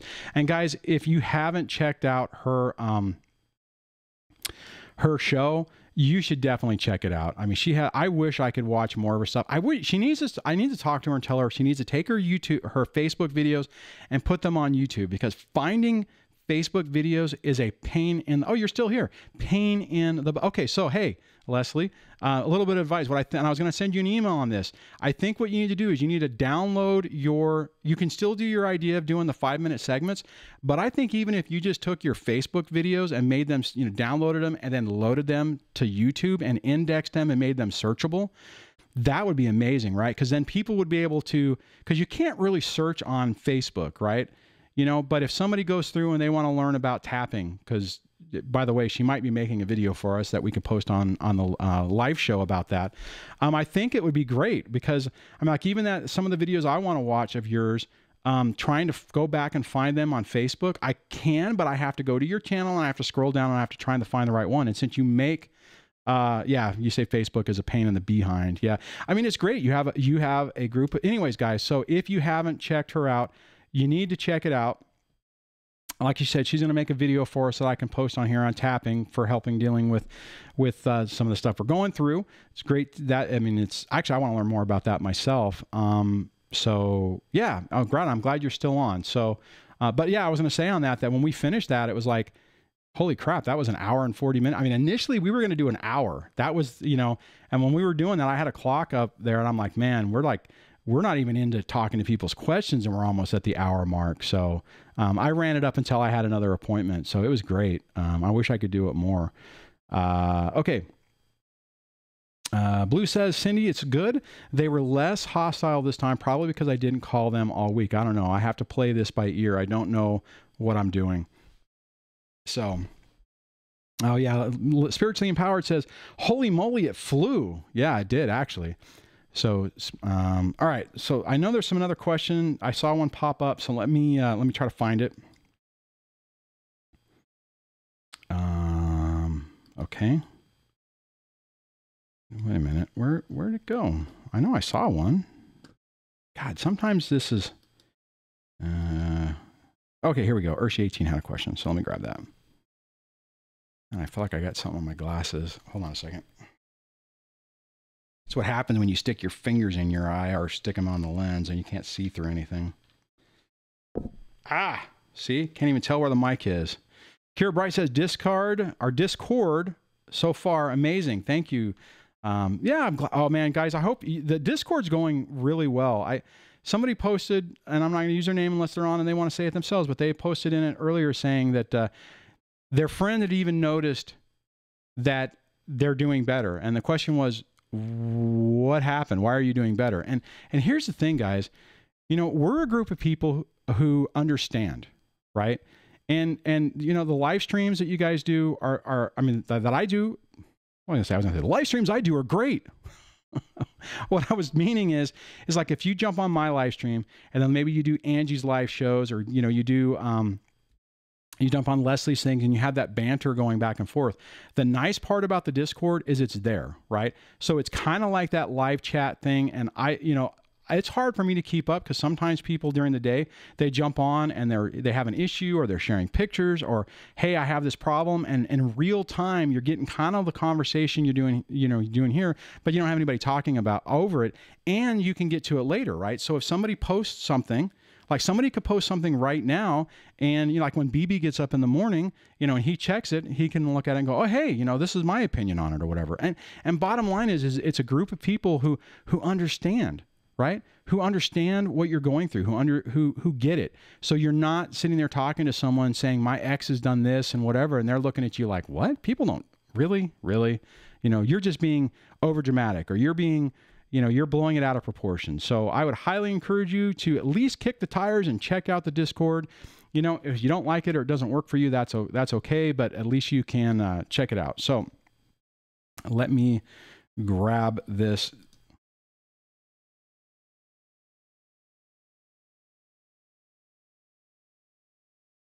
Oh, James, are you still here? Because you had a question I didn't hit, and your question that I copied just basically says, what do you do in times that you just described? And I don't know what it was. So if you could repost that, James, I will hit that. I'm sorry, man. I missed that. I apologize. So let me do this.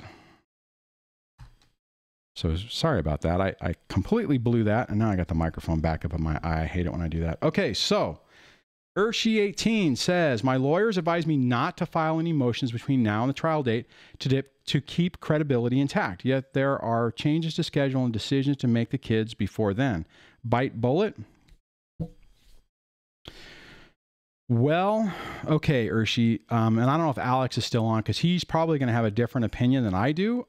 My opinion is I would listen to your attorney, because one of the things that you have on this, or that you have to establish in my mind, is credibility. And that was what I was going for in the beginning, because keep in mind the attorneys are going to, or not the attorneys, the judge is going to think everyone's full of crap and they're playing games. If you do anything that makes it look like you're playing games, or you're trying to do, you're trying to blow things up to make it look worse, it hurts your position.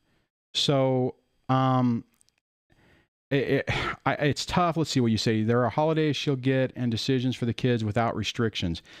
What, for right now or going forward? I mean, once you get to court, then you should be, or you're going to trial.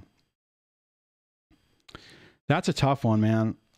My gut feeling would be to,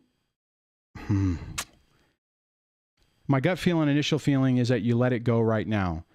However, if it's one of those things where then they're going to use, West We Go is taking off, says night, guys and gals, long day. Thanks for jumping on. Glad you could hang out. Yeah, Mike Acorn saying plays the long game. The short run isn't worth it. That's technically what my take on it would be. Urshi said, let me go over here so it's bigger. Urshi says, my lawyer says they agree to judge's recommendations, so to rock the boat would irritate the judge. Remember, I was the one that voluntarily paid less child support because of former counsel. Man, my gut feeling is I agree with him. Your other attorney who told you not to pay was an idiot. But I get what he's saying, right? I mean, and you don't, because here's the thing, dude. If you irritate now if Alex is still on, yeah, you could, if the judge ruled against you, you could appeal it. And here's the thing: if your attorney knows, see, most attorneys know the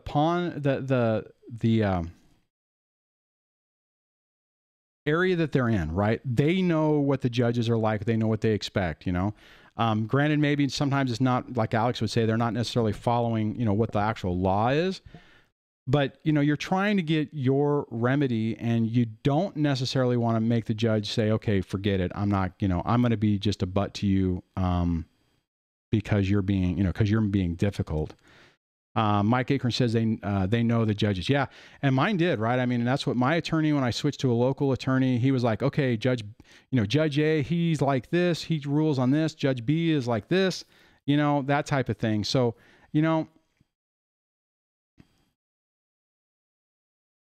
Urshi says, yeah, sounds like bite the bullet. Yeah, he was an idiot, and the charges I'm looking to make, or the changes I'm looking to make, are minor-ish.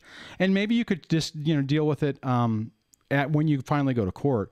I get what he's saying, and it's like what Mike was saying. It's like looking at the long game, right? Okay, so it looks like James probably, you know what? Actually, I might be able to check. Let's see. Is James still here? Let me see if I do because there's a way I can do a participant list. Yeah, it doesn't appear as though he's here. Dang, darn the luck. Sorry, I missed that. So sorry about that, James. If you're watching in the replay, I normally don't like to do that, so I apologize for that. So, all right. Blue says, in Olympia, Washington, it's the good old boys club. I'm black labeled. Jenny, then she says, Jen, I'm going to try. I signed up, but I don't know how to get back in.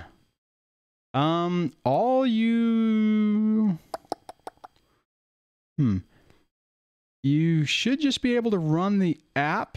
What I'll say, let me go over here and let me go to the channel so I can get to my channel. Let me go to my channel. You should. Okay, so for anyone who wants to get into the Discord, if you go to the main YouTube page and the channel page, and right over here on this little row of icons, the far right icon is the link to the Discord. And when you click it, it should send you right into it. It might actually create another account for it. The other thing is what you can do. Let me try this. Let me make a new tab, and we'll go Discord app. And if you do, and you can do it from the web, right? So if I just go to Discord, and hopefully this loads in as my test user, which yeah, it did, right? So this one is, so this is what you would get when you first log in. All you're going to see is the general tab, which is open to everybody. So it's public. So general is completely public, and you don't see, and this test user I have, which is T Dwayne, it has no rights. You can see these other people who are on. These other colors represent different roles. And once you log in, I will assign you to a role that will allow you to see all the other channels for the YouTube questions, and not YouTube, but like, hybrid no contact, and, narcissistic abuse, and focusing on your kids. And, there's a laundry list of channels that you can do. And then this is just the rule tab. So, if you just if you've already logged in and you have your login information, if you just go to discordapp.com, it will, it'll get you in there. So, geez, easy for me to say. Urshi18 says, I hate it, but I think it's probably best. She needs to be exposed for a lot of the things she's done and continues to do. Yeah, and you got, the problem is, you have to choose your battles, Urshi, and sometimes it falls back into the double bind thing, right? There's not a lot of good options on this, and a lot of times we're basically stuck with the worst or the best of bad decisions, right? But you have to look at the long-term game, or the long-term thing you're doing, and it's like, okay, so what is your best course of action to get what you want long-term, right? And sometimes it's letting certain things go, or it's rolling it in, or getting more, making sure that, making sure that it gets, there's enough not evidence, but enough pattern of behavior to really demonstrate there's a problem. Otherwise, what happens is you're going to look like, okay, you guys hate each other. She didn't answer your call like this, and now you're trying to make it a big legal issue because you can, right? And that's what your attorney, I think, is worried about. Now, it could be that your attorney sucks and he just doesn't want to do anything, or it could be that your attorney understands the bigger picture and realizes that if you do that, it's going to hurt you in the long run. So Urshi says, Mike, you may be right, but why should she be considered the primary custodial parent and the responsible one? Oh man, dude, I'll tell you, whenever when my ex did the child support, I'm a piece of crap, called child support services on me, and they made her the custodial parent. Oh man, that made me angry, because I'm like, she's not the custodial parent. I'm the one, I'm the one who has 50.1%. And it's like, well, we don't, they don't care. I mean, it irritated me because I just hated that she could, I'm the custodial parent. I'm the custodial parent. Yeah, whatever, right? Dude, look at the big picture on things. A lot of these different labels, they don't really matter, right? It's your environment and your relationship with your kids. That's the deal. All this other crap, unless it hurts you, you got to really look at what's the real impact. Mike says to Urshi, I think judges are so annoyed with family court foolishness, they don't want to deal with petty issues. Exactly. And the reason that, okay, but the flip side to that, where that's good, is whenever somebody is making allegations against somebody, if there's not any bona fide fact, they're going to think it's crap. I mean, when I went into my first initial hearing, excuse me, and I told you guys that story where, they had a responsive declaration to my declaration, because I think they put in the first thing, I responded to that, and they got to respond to my response, which I didn't realize they were going to do. And that one basically said, I'm a piece of crap. I'm physically abusive to the kids. I was, she was worried I was going to kill myself and the kids. And I walked out of that hearing going from, 80-20 to more. I got more time. My attorney was like, ah! And I'm like, that's bullshit. That's not true. That's crap. You know, they're just making shit up. And the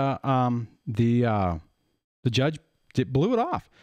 I will, you know, he didn't give me 50-50, which is what I was asking for, but he basically, you know, took it to 60, what, it was either 70, I'm trying to remember if it was 70-30 or 60-40. I can't remember what it was. Anyways, I went from every other weekend to every other extended weekend. So I got Thursday night, so the kids would go to school, because that was a big thing. It's like, they don't, it was funny. She would be like, you know, they go to school from my house. They visit you, you know, they live with me. So they go to school from my house. Because I was like, hey, can I just take the kids to school on Monday? No.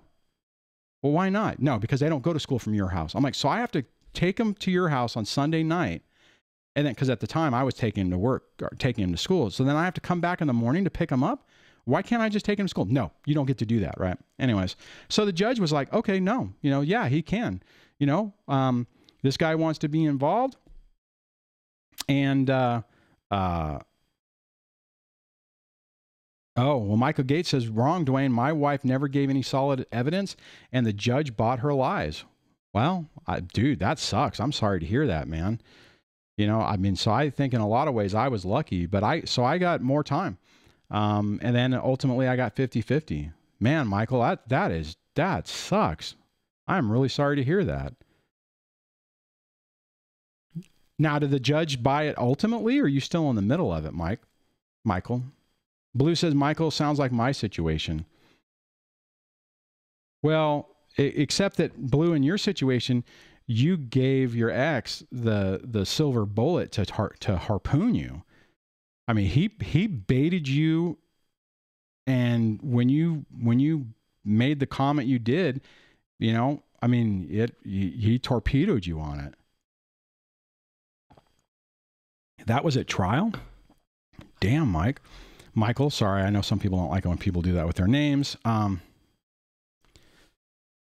Yeah, Blue says, Dwayne, he took the silver bullet right off the bat. Yeah, and I'm, you know, I'm lucky that there was one mistake I made that she could have pushed it. I had a friend of mine said, you're going to jail. Because whenever she was, the whole story I was telling you guys earlier, where she was like, you know, you don't get to see my kids anymore, you know, blah, blah, blah. And she was walking back inside, and up until that point, I always went inside. So I was following her. When I was walking through the door, she turned around and slammed the door on my foot and said, get out of my house. And I'm like, excuse me? You know, and then she walked back out and yelled at me some more. And then I waited for the kids to come out, or I can't remember whether I went in or that time or whatever. But yeah, then after that, it was like she had decided to unilaterally make changes, but we didn't have a court agreement at that time.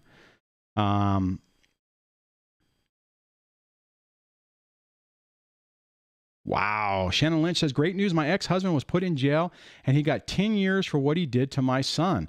Well, sorry for whatever he did to your son, because that sucks, but at least he's out of the picture for a while.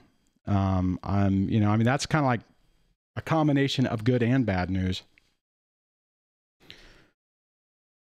Nikki Leah says, makes me so angry. I agreed to almost 50-50 with the ex. The good guys get denied time with their kids. Yeah. Yeah. I'm sorry, I didn't finish the comment, but the good guys get denied time with their kids. Yeah, you know, I see that so many times, right? You see a mom who really wants the dad to be involved, and he's a piece of crap. And then you see dads who are just wanting to be involved, and the ex is like, nope, you can't, nope, I've decided no, you know, nope. And I mean, it sucks, right? You know, I mean, I guess realistically, if we were all able to get along, we wouldn't be in these situations. But, you know, it's just sad, because there are people who can get divorced and who can be mature about it. You know, I mean, I've seen it. I was talking to a friend of mine, and he was talking about, you know, it's like, you know, the mom and the dad and the step parents are all, you know, meet for dinner. And then, you know, Jimmy comes in, and little Jimmy comes in and goes, hey, Mom, I'm going to spend, I'm going to go with Dad tonight. Okay. Grab your stuff out of the car. You know, it's like so much energy is spent to make this a colossal nightmare that it would take 1/10 of the effort to make it awesome, to make it, you know, I mean, okay, whatever. But I mean, to make it easy.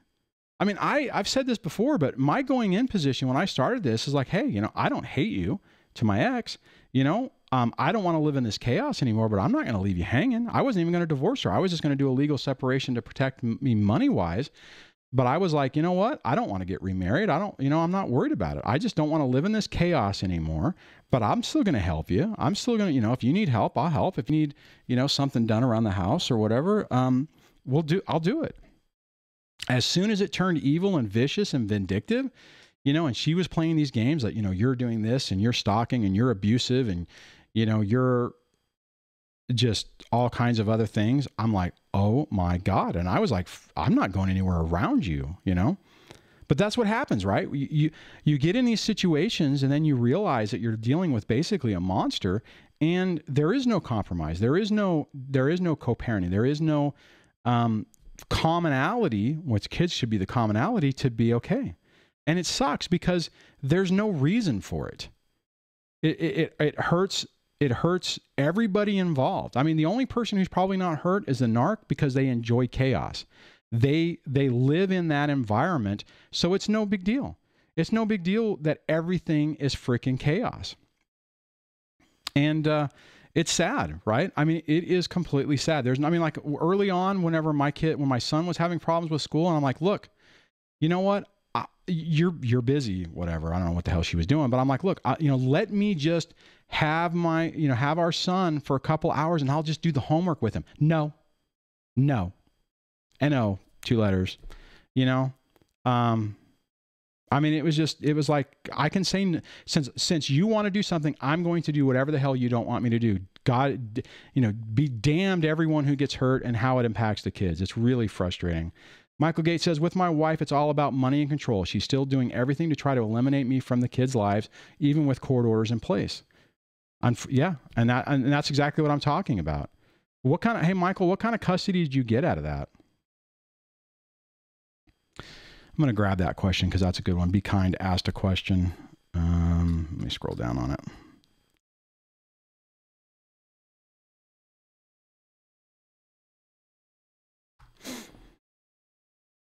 Okay, so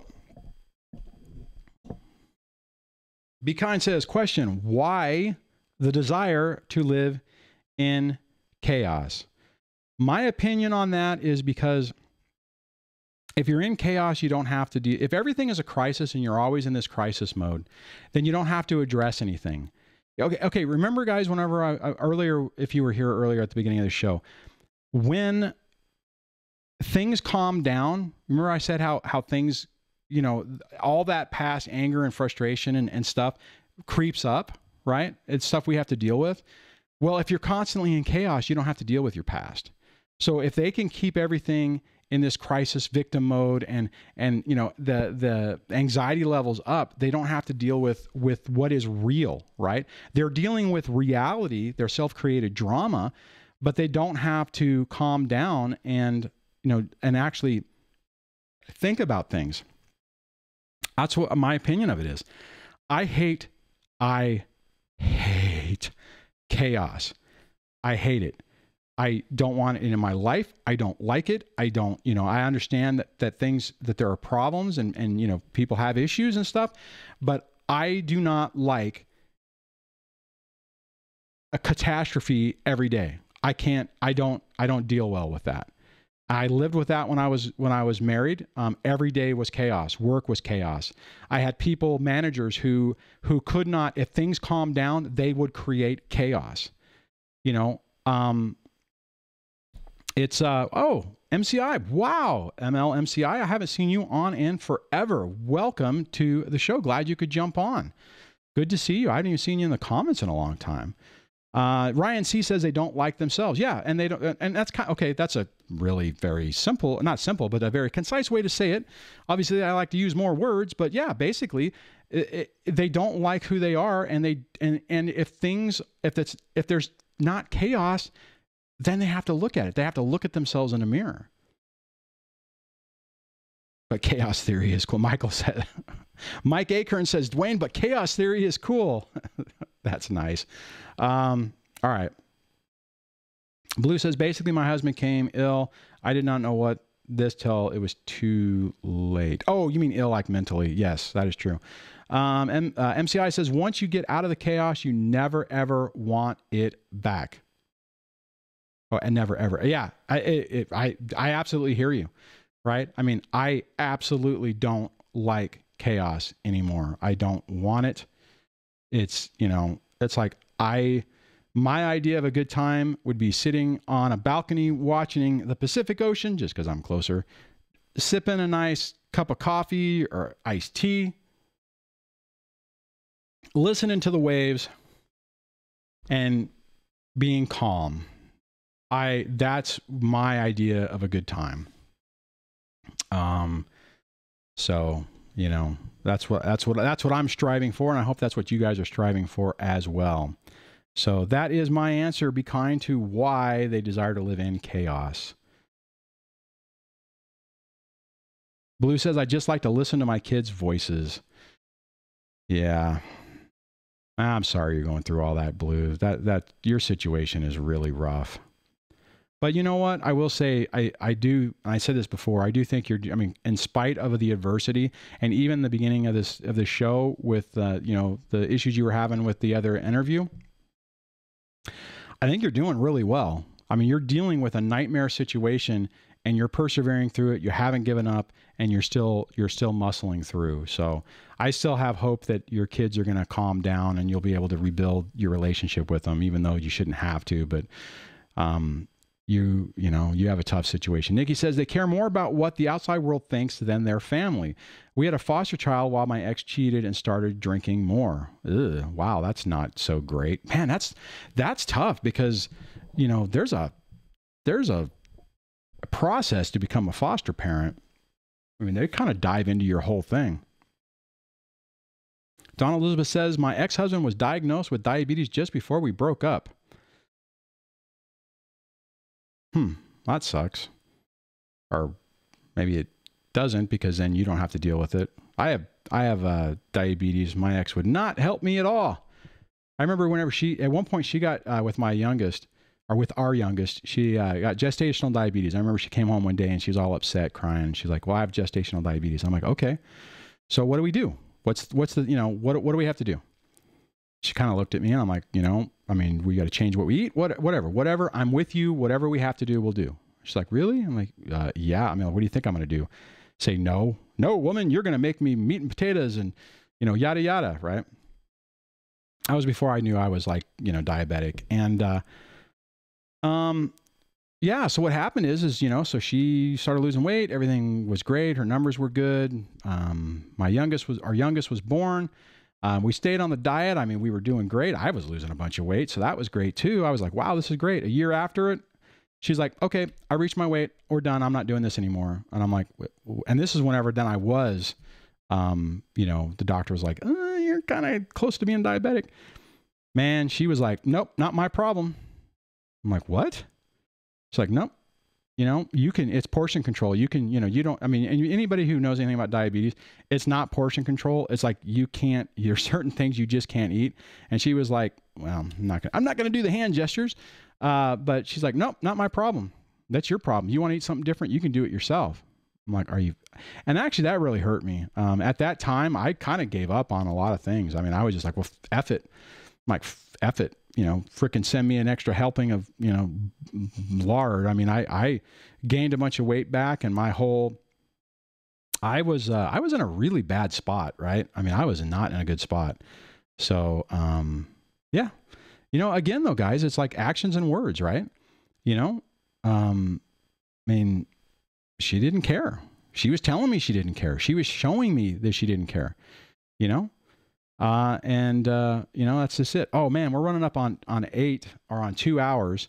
So I want to, well, if there's any other last minute question, let's do that. Cause I do want to try to end this before it hits the 2 hour mark, because YouTube just deals with it better when it's 2 hours. Otherwise it takes forever and to process. And then it does this weird thing, you know, where it takes forever before the first part shows again. Human Citizen, haven't seen you on in a while, says just a great program all around and POVs. I have no idea what you're talking about. So let me, but good to see you back on. I don't think I've seen you in a while, Human Citizen. unless you're new, but I think I've seen you before. Oh, Michael Gay said every other weekend, 3 2-hour visits, 3 8-hour visits, 3 Sunday overnight visits, and 3. Oh my God. Seriously, dude? Man, I'm sorry to hear that, Michael. That sucks. Were you going for 50-50 and that's what they gave you? Are your kids really young, or are they like, in school?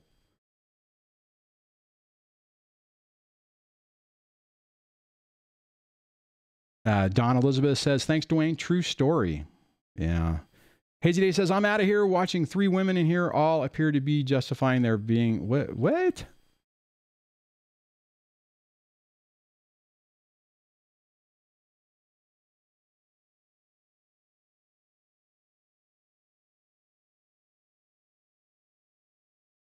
Well, Hazy, if I remember correctly, Cindy's actually a guy. And so I must have missed some conversation. So anyways, well, I hate to end it and come up on an end on that. That sucks. Good night, Leslie. Glad you could jump on. Have a great day. And I will ping you later about some of this other stuff. I thought Cindy a couple of episodes back said that he was the guy and he had an ex-wife. I could be wrong. So I don't know if Cindy's still on. But so yeah, sorry, Hazy, I didn't catch what was going on with that. And but you know what, man, that goes exactly with what we were. And you're probably gone by now. Yeah, am I wrong, Cindy? Cindy Town, do I have you wrong with someone else? Maybe I am wrong. I mean, there's a lot of stuff that flies on this, but I don't know what I must have missed what you guys were saying. So, human citizen was Cordero and Claudel. Okay, so I remember that now. Yeah. Damn, guys, I didn't want this to. I mean, you know what? We were doing really good on this. I mean, even when Blue earlier, we were having a pretty tough discussion, and I thought it still. I mean, because you were, staying with your point and everything, and I thought we had a good discussion. So I don't know what happened with that. I apologize. I mean, I didn't see it, so I'm kind of blaming on you now.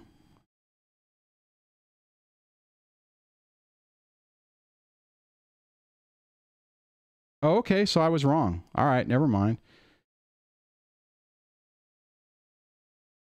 Maybe there is. I don't know. I guess I'm wrong. I thought, because I thought you were a her, she, and then there was another conversation where I thought, then it could have just been a typo.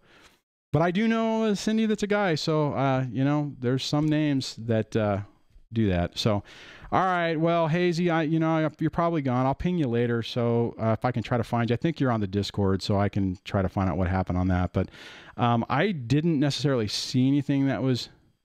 See, I guess, guys, but here's the deal, right? I have a tendency to take a more objective view on these things. So there's stuff that I just don't get triggered by. So, all right, man, this sucks. I did not want to end this on a down note. I really feel crappy about that. So I don't know what to say about that. Just kind of at a loss. So, and I don't even, and I'm not even going to be able to look at this when this is over because it shuts off. So.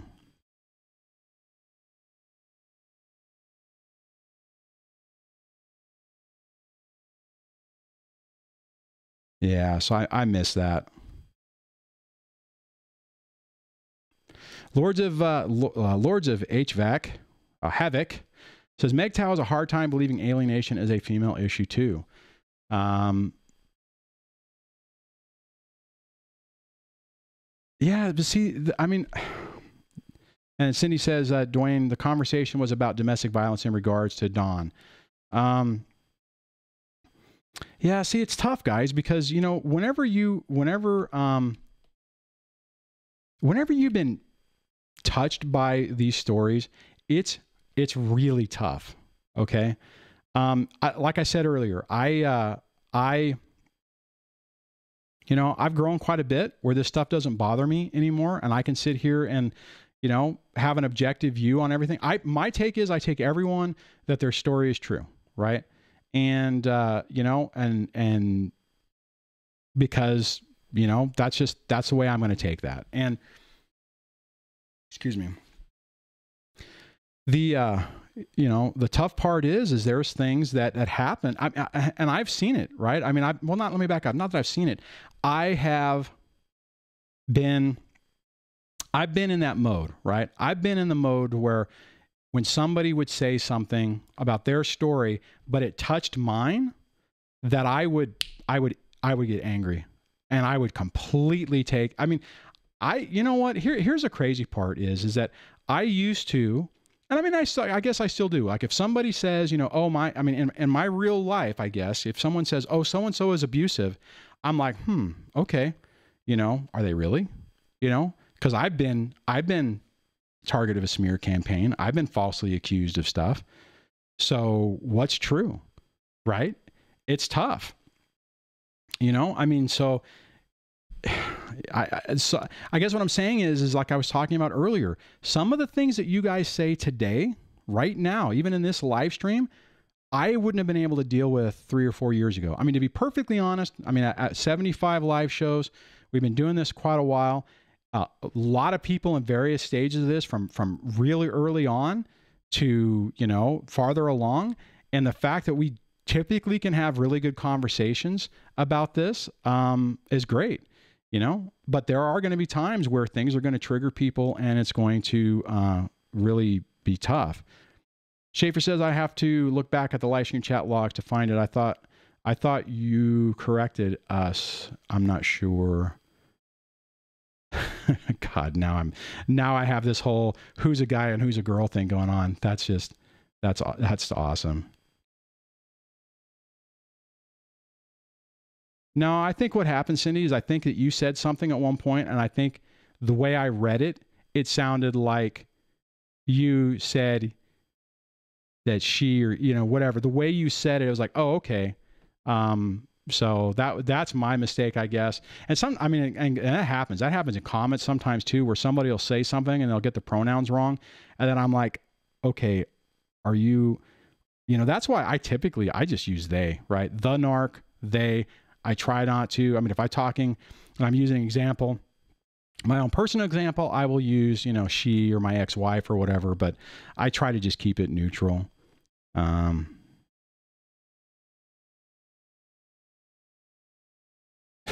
Now you guys are just giving me grief.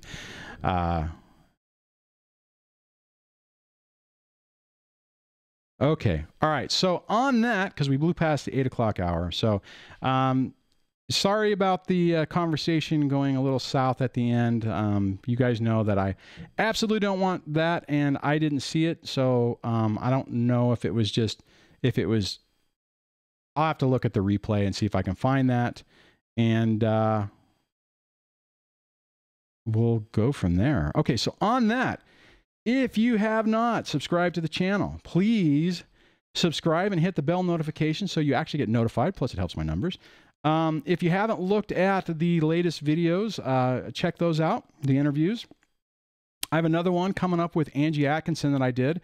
I was hoping to post it today, but not today, tomorrow, but I'm not done with it. So that's probably not going to happen. And I want to coordinate with her when I release that. So, but if you sign up for everything, that will help with that. If you haven't signed up for the text notification, if you're in the US, you can do that by texting DSD Live to 33222. We had a pretty good, man, we had almost like 50 people or more here. That was really awesome. Yeah, and Nikki says, love Angie. I do too. She is awesome. And I'm looking forward to that. Actually, it was kind of a different interview. We were talking about her empath entrepreneur channel and how she's using that to help people. And I learned some stuff about it that I hadn't thought about. So like some of the reasons why she's doing that, I think you guys will really get a kick out of that. Schaefer134 says, all is okay, Dwayne. Everyone here can relate. And Cindy says to Dawn Elizabeth, okay, but also Hazy Days, not sure why they reacted like that. Not sure what happened. Empath rocks, Lord says. Yeah, you guys got to check it out. It's actually, I wasn't sure if she's going to want to do that because I know she normally doesn't talk about that channel on her main channel anymore. And I think it's really interesting. One of the takeaways she said is she's promoting it for people who are in narcissistic abusive relationships but aren't working and are trying to find an exit strategy. And she's like, the narc will discount anything you're doing. So if you can work on a side business and slowly build it up while they're thinking that, you're just working on your little thing to give you an exit strategy. And I was like, that is amazing. I had never thought about that. I was thinking about it in the context of, finding a way to make money in the new, in the new internet age and still allow you to have the flexibility to, deal with your kids and get them to school and deal with everything. So it's a really great interview. I think you guys will like it. It's a little bit different, but I think some really great information on there as well. So on that, guys, thanks for spending your Tuesday with me. I'm not sure whether I'm going to be going live on Saturday or not. I'm trying to figure out what my schedule is, and I may not be here, so I may not be able to do that. So, all right, guys, on that, I hope you have an outstanding evening. Hopefully everyone is doing okay. Hopefully the last little bit of this show didn't completely go down the crapper. I'll have to look at that and check it out, and I will chat with you guys in the next video. Take care. Bye.